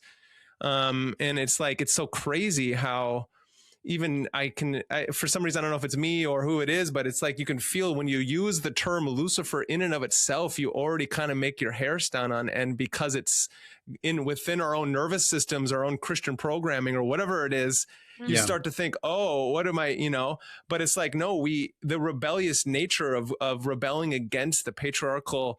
Interesting enough, Christ did the same thing with the New Testament, that Lucifer did when he went against Jehovah. Do you find that to be a similar metaphor? Yeah, completely. But luckily, I mean, there are a couple of things that you can do here for the hack. So we've talked about physical practice, and we've talked about the body, and we talked about magic. Now, if you don't have a magical group or a system or a structure, you can add that structure to yourself by having a separate physical practice, whether that's lifting or whether that's martial art or anything that you run concurrently can give you the structure in your life that will enable you to make the gains that you would if you were working in a Masonic style patterned order. So I don't think those approaches are necessary, as long as you have something that keeps you on the rails enough. It is a dangerous path. Like, there is a body count. I've lost enough people along the way. I've seen people destroyed by doing this. It's tough, but that's life. That's what we do. And when we talk about the Luciferian thing, you can build that inner resilience, because that's what's yours to do. It's do what thou wilt means it's not your business what other people are doing. And I see a lot of people who look out and project their shadows and say, how can I do this? And try and demonstrate what good people they are. And it's like, that's not where the work is. The work is within yourself, and you can find ways to do that and to make that process. And to push back slightly, there's a small percentage of people who have this unruly, rebellious character naturally, and I'm assuming that you have that. No, I know Alkistis has that. I have that. Most of the people in our friend group definitely have this, which is why magicians rarely get on, because there's often conflict because we're different individuals. Yeah. Definitely. But also you see the very normal people contain this spark and can do it, and it can manifest in them in an instant. And I'm going to give an example of this. The example I'm seeing at the moment is my brothers and sisters in Iran who are on the streets, not LARPing like American social justice warriors, but being shot by Muslim extremists with high caliber weapons when they have nothing in their hands. And all these individuals, before the revolutionary moment, will not have known that they possess this within themselves. But on the street, in that moment, in the historical moment, they are transformed and they die. And a greater spirit carries the whole, with that light the in whole them. People up, because they're open to this finally. Because that's the human potential. We're doing something different, because we're all radical individuals who are forced, because of our difference, to find ways and paths through a culture which doesn't understand what we're doing. We have to find ways to survive. Usually the occult is ridiculed in mainstream culture. It's either commercialized and turned into entertainment, or it's ridiculed. But if you look at the actual elites, they're all doing deeply esoteric, weird shit. And Oh, I yeah. mean, like remote Oh, viewing, they take all of this very, very seriously and make sure that nobody else does, because they don't actually want people to Yeah. develop faculty X. They don't want people to see with their Yes. own Yes. eyes. They don't want people to act from their Exactly. heart, from their center. And the way to do that is just to keep, like, in Iran, the people know who the oppressor is, and they know the system of oppression. I think many, many people in the West can't see the oppressor at work in their lives. I think they're blind to it because the oppressor is like this endlessly morphing thing which comes to them through their through their devices, through things close to them. So Right. the systems of Right. control that we are dealing with, and we have a certain amount of comfort, and we're fooled into thinking that we are making our own choices, or we have freedoms. And I think this is part of what is going to come, is that people will start to see that this isn't the case at all, and that they will start to reject what the mainstream gives them, in like the AI slop, for example. Yeah. All of Yeah. I can't even watch modern films because there is no internal logic to the people. They're just plot devices. Yeah. They're not characters. You Yeah. know, character is Yeah. destiny, Yeah. and they're not characters. There's no persons in there. They're just Yes. devices Yes. that make the Yeah. next thing happen. I remember watching some American film when I was stoned, and all I saw was endless running sequences. They just had like excuses to run and do something and then shoot a Yeah. gun. And then they were Yeah. doing it again in like 2 Yeah. minutes. It's It was just a It's series the of whole like Michael Bay limbic style shots shooting. Yeah. just to keep jolting you and Oh, yeah. making you like stupid. And I think I'm hoping that illusion will start to fall away from people, and they will see things as they are and see people, see what is human in people, and just turn away from this. Just stop adding their attention to it. Stop engaging with that. And Yeah. that's where I think that we have to start Yeah. to work against tyranny here. Yeah, no, that's beautiful. I find, and to talk to the idea of the danger of, say, and I want to speak it out loud. It's the danger of the path of individuation. It's the danger of the hero's journey, of the self-mythologizing, trying to understand your own alchemical journey, because the first part of that is the negredo. It is the blackening. It is the destruction.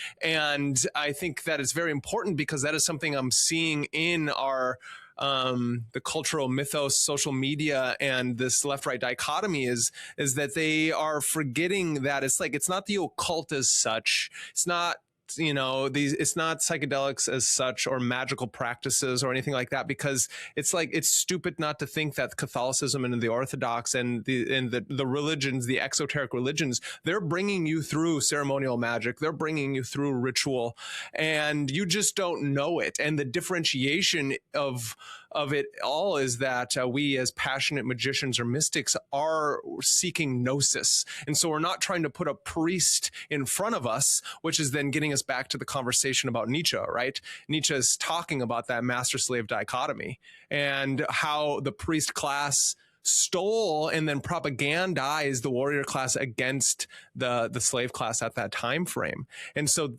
just to bring it back into it, is that the danger is there for everyone, because even if you're not on the path of individuation, you are now, maybe you don't lose your psyche like somebody would if they took too much entheogens, or like somebody who is ungrounded and has a magical practice, but now you eat the wrong foods, you're sedentary, you are listening to the computer or TV integrate their propaganda into your system, and you basically become what in the time, the time traveler, we were becoming the globular, sedated individuals that most of our dystopian novels are trying to talk about.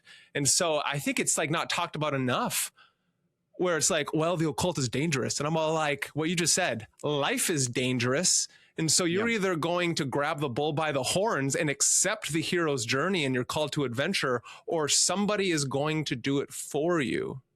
Yeah. And I find that fascinating, because then it goes to, I want to actually lead it back into Milton and the Lucifer thing, but with Crowley's every man and every woman is a star. And I heard you talk about that in one of your last interviews you did.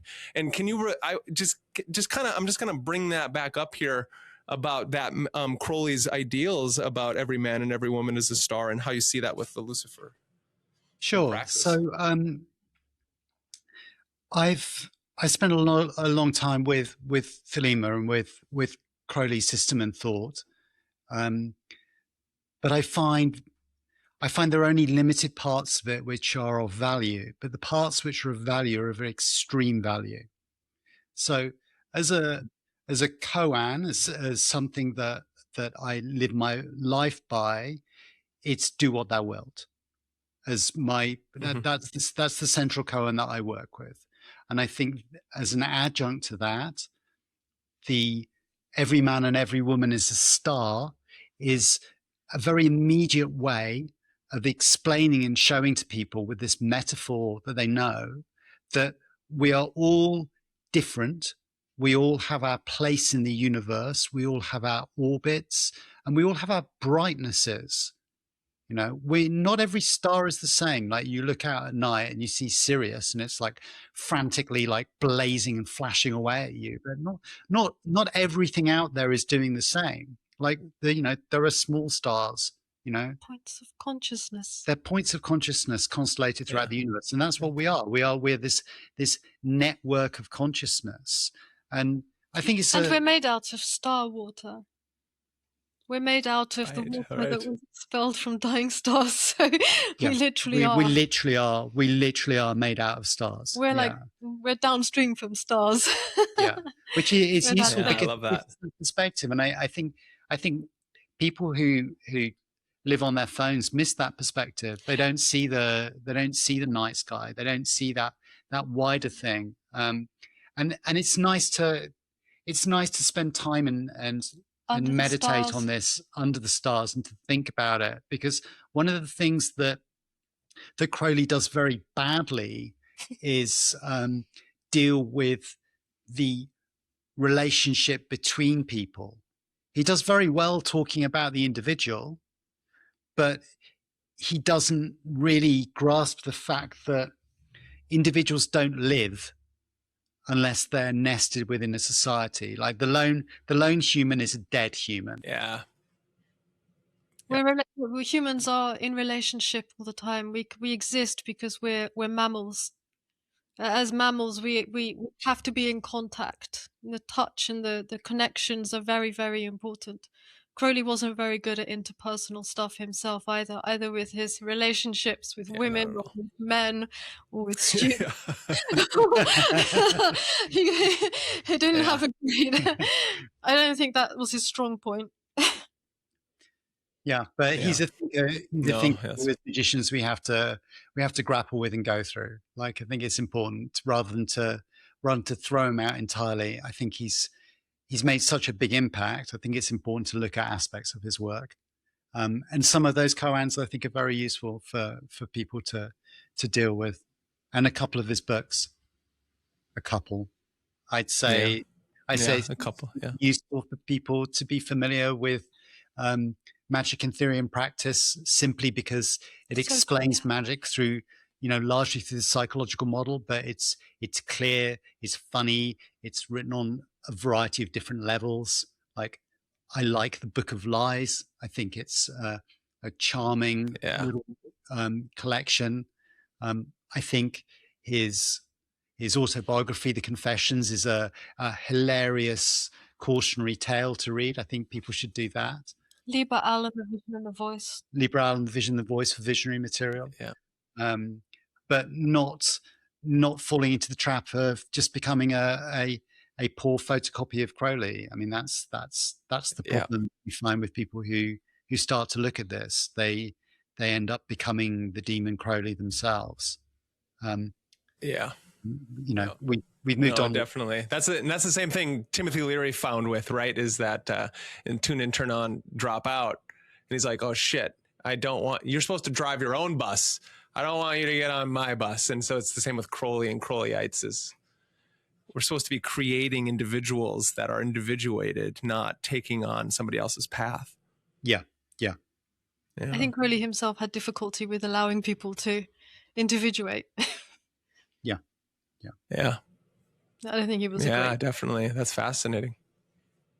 Yeah, I like that. And so I want to kind of, as we are moving on into this beautiful conversation, something sparked me in your last interview you did, and it was talking about how the fairies actually were the fallen angels that didn't go all the way down into the underworld or into hell. And I want to know where and why, and what does that mean?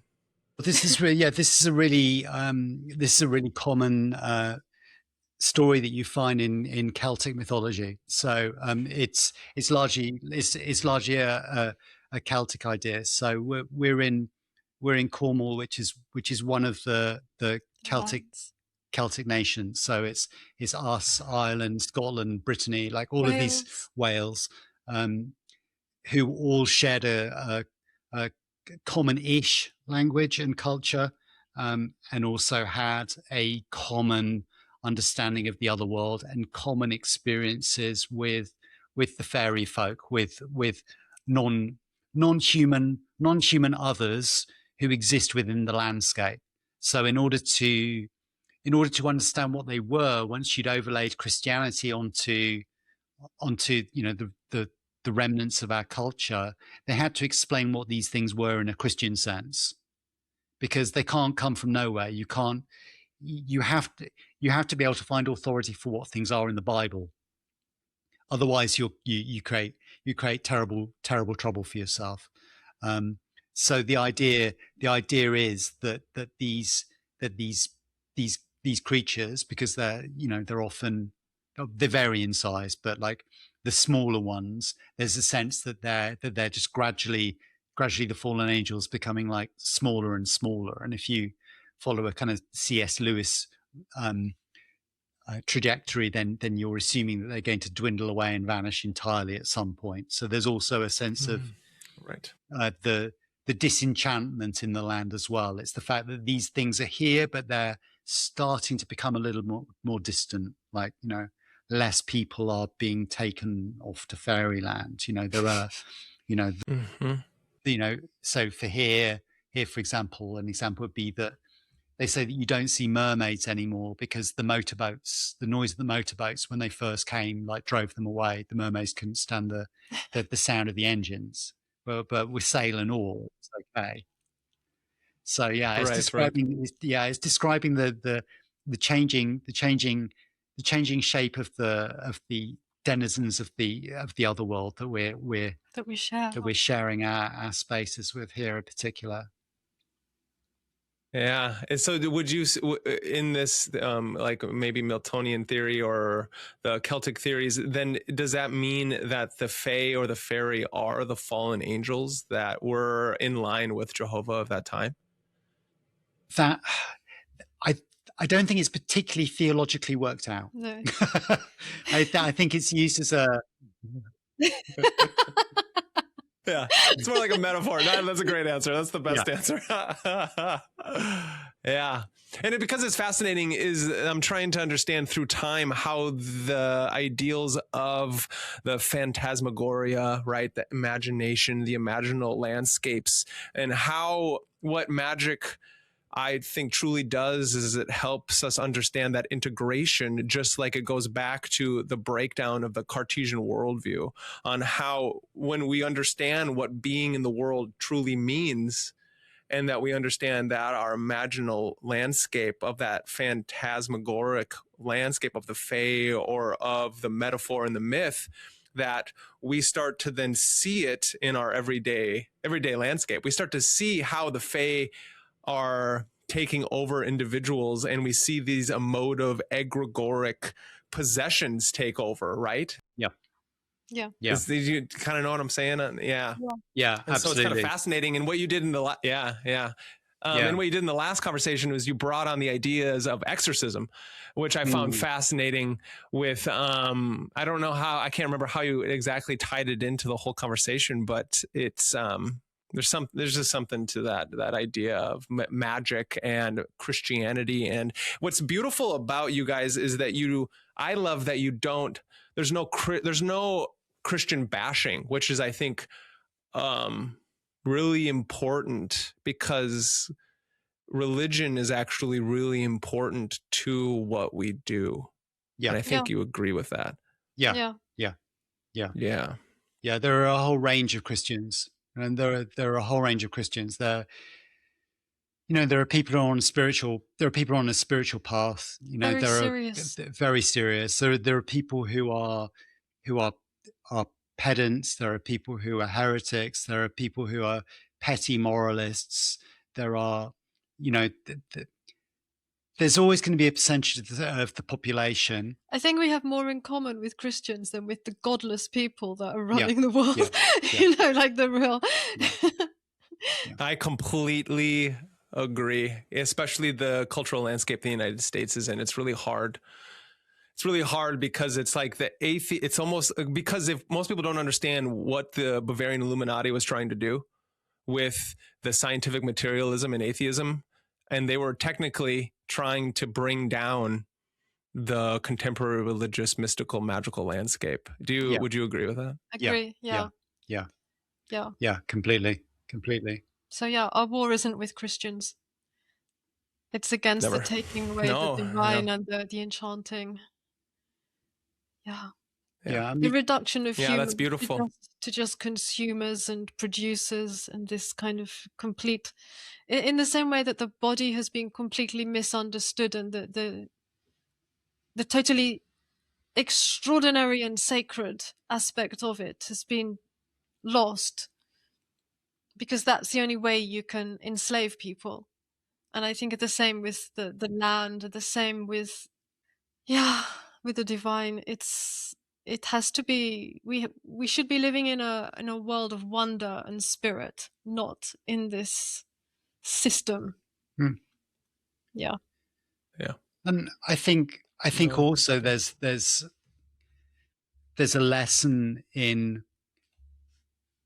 for occultists in not unnecessarily antagonizing their neighbors, in that if you have these beliefs and ideas, and you're living in a Christian community in America, if you're walking around flaunting your inverted pentagrams and like your fuck you mum and dad attitude, you're going to come into conflict with these people.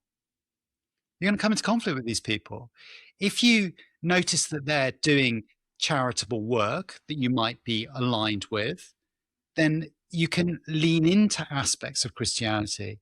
If you want to lean into the Sermon on the Mount version of Jesus, the proverbial Jesus, then there are good aspects that you can bring out from this character that are socially constructive and are good for people and have powerful values that you can actually get behind. And sometimes just shut the fuck up.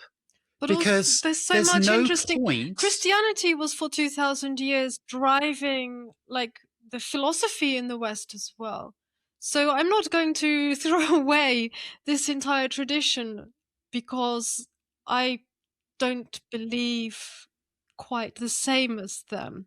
And it's just kind of crazy. I want to absorb everything and go forward rather than just reject and turn away from. Like, this is all my tradition too. My background, like, I'm Catholic. So, like, this is an important part of me. It's part of where I come from, where my family comes from. So, it just never seems to make sense to be antagonistic with it, but to somehow resolve it. Like, in a way, Hindus are polytheistic and they absorb everything.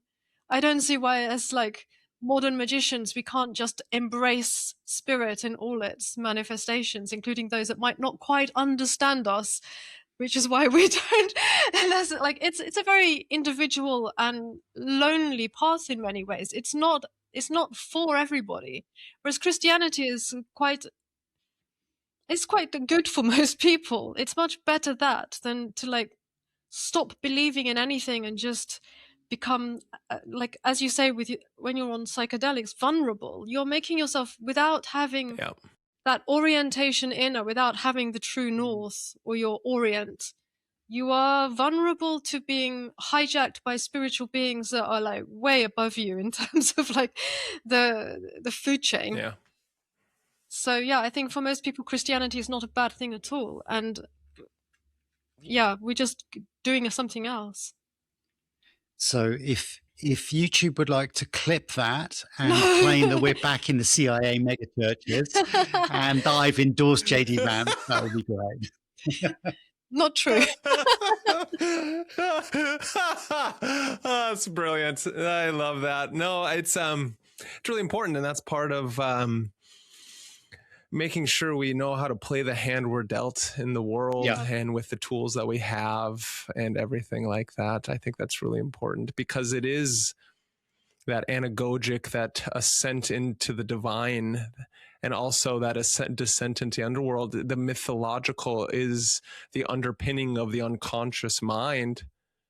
And what Carl Jung says is, and something that I had to come back to in my own rebellious nature the older I got, was it's like, I want to go and be able to understand the religion and the symbols of my unconscious. And that is the way that I can truly start individuating, and not rebelling against it so much that I'm missing the beauty, as you just said, of the theologians that took on the ancient philosophies of not only Greek world, but also of the Persian landscape, the Near East, and then they all integrated themselves into the Hellenized world, and then went and moved forward. I find that beautiful. Yeah. And when you read the Bible, you find so much magic in it. I mean, it's full of magic. It's incredible, and it's full of pieces that have been taken from other sources, wisdom literature, and just cut and pasted into the text. So when you realize how polysemous like the Bible is, then you realize, wow, like I can learn a lot here as a magician. I can take things from this, because this is our common human tradition. It doesn't mean that I have to agree with all of their purity rules around sexuality. It doesn't mean I have to agree with their overarching view of the universe. But damn it, there's some fine stuff in there. I mean, read Job. I mean, Job is a phenomenal piece of literature. Absolutely phenomenal. Yeah. So it really is.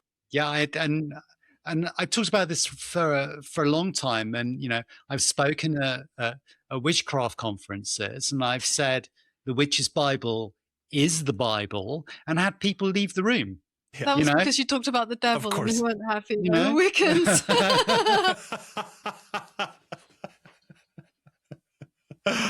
Oh, it's hilarious. Wiccans don't like the devil. Yeah, that's fascinating.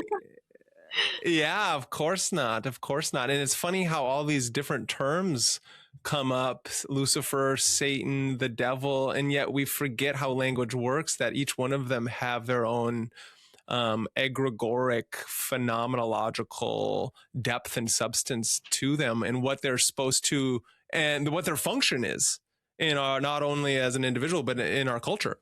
Yeah, I think the last, it's not even done in the occult very much. I mean, partly when I write Lucifer, there's a little bit of a conceit. I have to deliberately split off the fact that Lucifer and Satan are used as interchangeable terms by most authors, most texts over most time.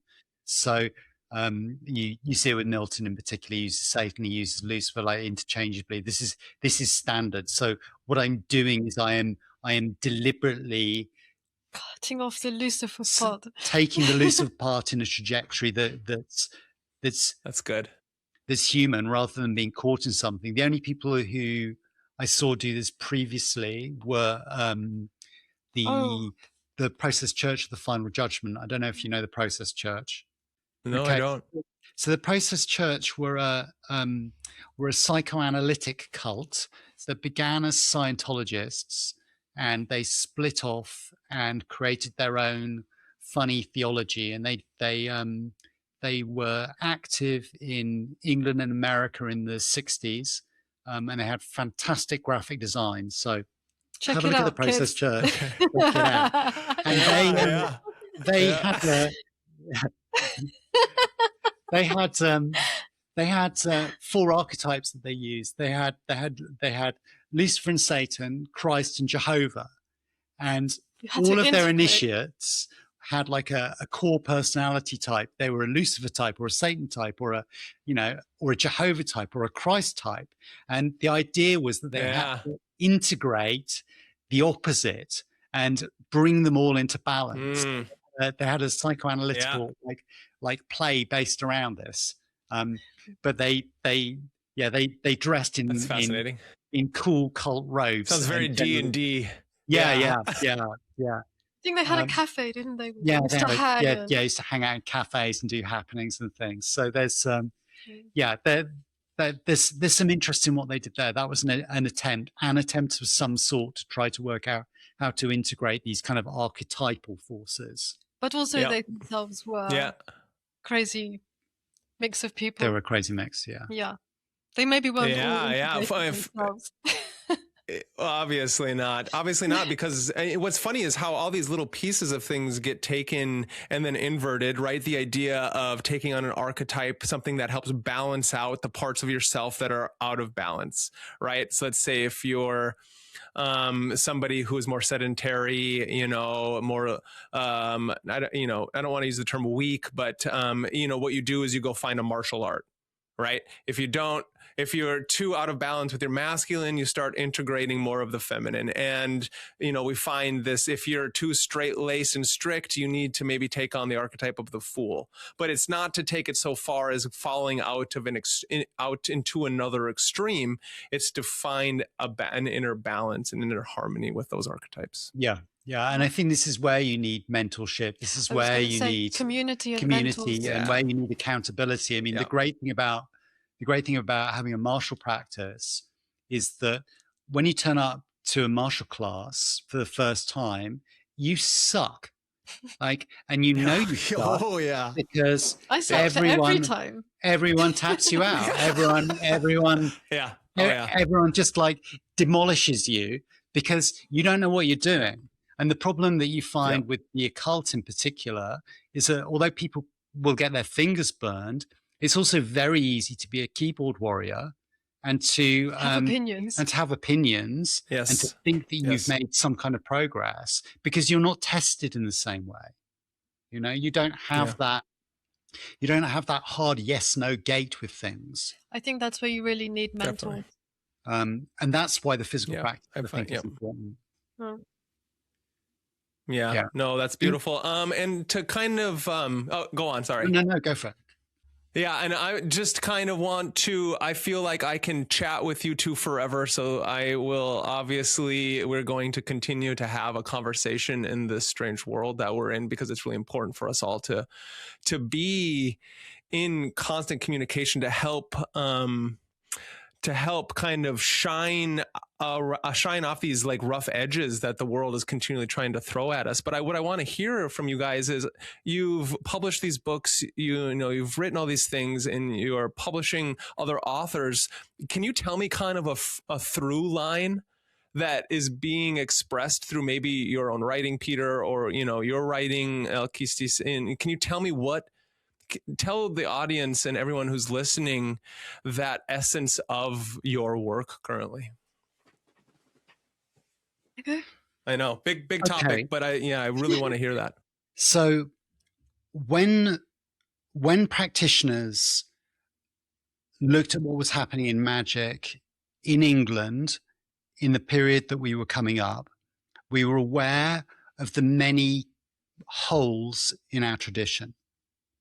We were aware of the the lack of techniques, the lack of spirit contact, the lack of ritual, the lack of elders, the lack of functional history of our magic, functional orders, the lack of functional orders, the whole thing. We could see all we've been doing with the Scarlet Imprint project is we've been going, what do we have?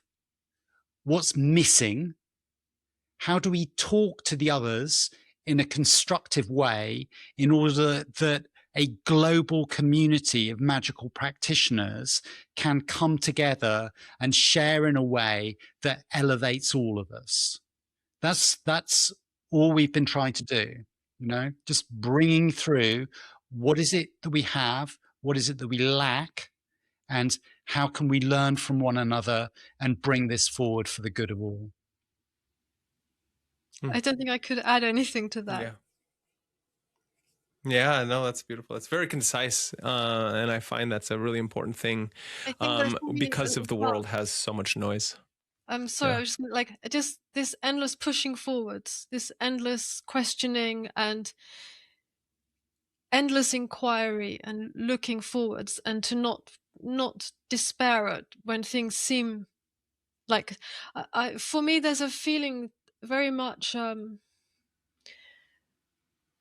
if a tradition is broken, then it has to start from a seed or a spark again. And Lucifer or Babylon represents something of that for me, something which ties to our history and doesn't just turn aside and pretend that we fell from space, but to sort of alchemize that conflicted history and begin something again, create something from scratch. Even if it's learning from the people we can learn from and the traditions we can learn from. So as Peter said, but also always that sense of the energy of the seed that's about to grow into something.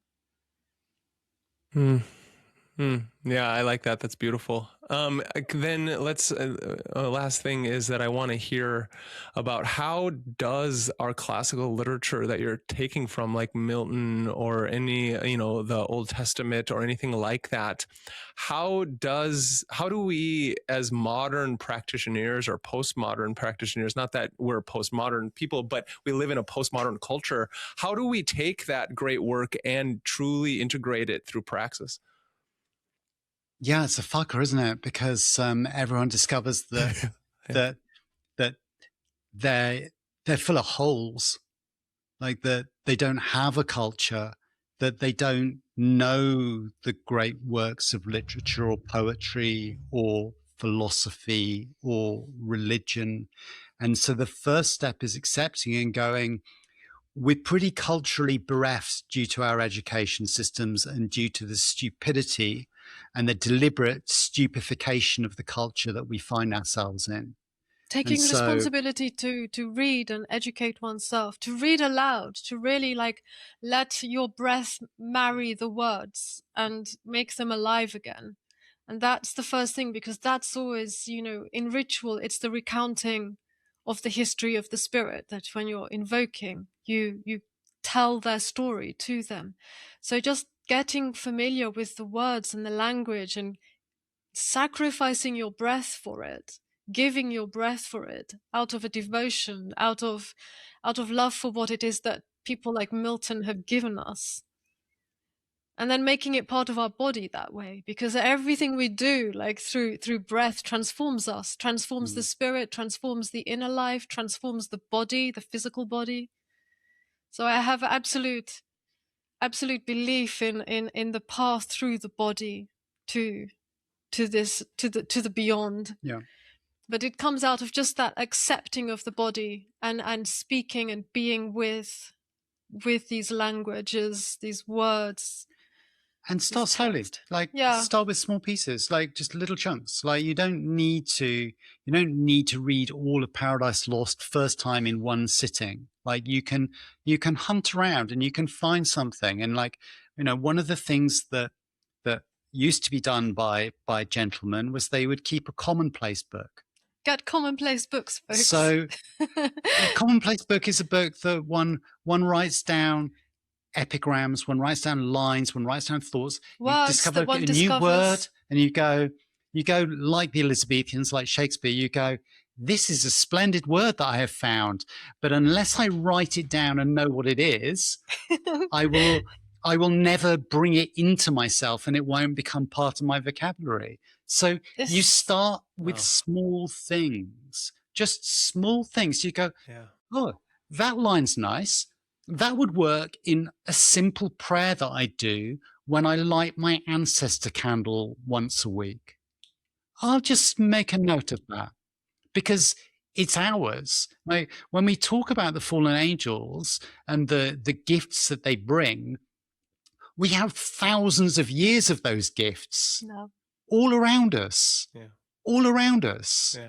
You don't have to do a full-blown spirit evocation to necessarily get hold of this because they've already fucking said it. Like, it's there, it's out there, but it will become new and it will become alive in you when you put it into yourself and when you give it emotion and when you let the feeling pour out of it, because this is what has weight, and this is what has weight in spirit contact. This is what has weight in conjuring. This is what has weight in magic, is how much there is behind these things. And you can discover that by just taking a single line, a single koan, and repeating it over and over and over again until you enter into ecstasy.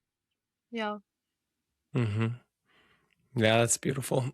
Inflame thyself in prayer. It's one of the single most easiest ways to have praxis or use this embodied practice. That's beautiful. I thank you two so much for this conversation. It was beautiful. I would love for you both to plug any of the things that you're doing, your publishing company, your sites, socials, anything, please. You do the thing. Just come to scarletimprint.com. We have all of our links on there. We're very quiet on social media. We have an Instagram. Peter's got a Substack. I write on Substack. And that's it. Yep. So yeah. Yeah, I don't like to promote myself at all. So I have nothing. It's okay. Thank you. All strength to you, Brandon. All strength to you. Yeah, it's been wonderful to have a conversation. It's great to build out these networks with new generations of practitioners. Yeah. No, thank you guys for so much. Yeah, there's no better plugging of your stuff than for people to hear your words through conversation, which is then another reason why I'm doing this, is so we can all converse, because the best way to help bring upon a new world, I heard you say this, and I've said this to many people for a long time, is William Blake's idea of you either build your own system or be enslaved by another man's. Yeah. So great. Well, that's beautiful. I'd like to say thank you to everyone who is listening out there in the world. You must remember that you are not alone. There are others out there that, even though you must be a solitary practitioner, no matter if you're a part of a lodge or a part of your family or a part of a group, you alone can only be the one who lets your heart lift upon itself on high. This is Magus in the Media. I appreciate everyone out there for watching. Please, if you appreciate these conversations, subscribe, like, and share. And there are more interviews to come. I will be bringing both of these two beautiful people back, and we will continue this conversation. Thank you, and good night.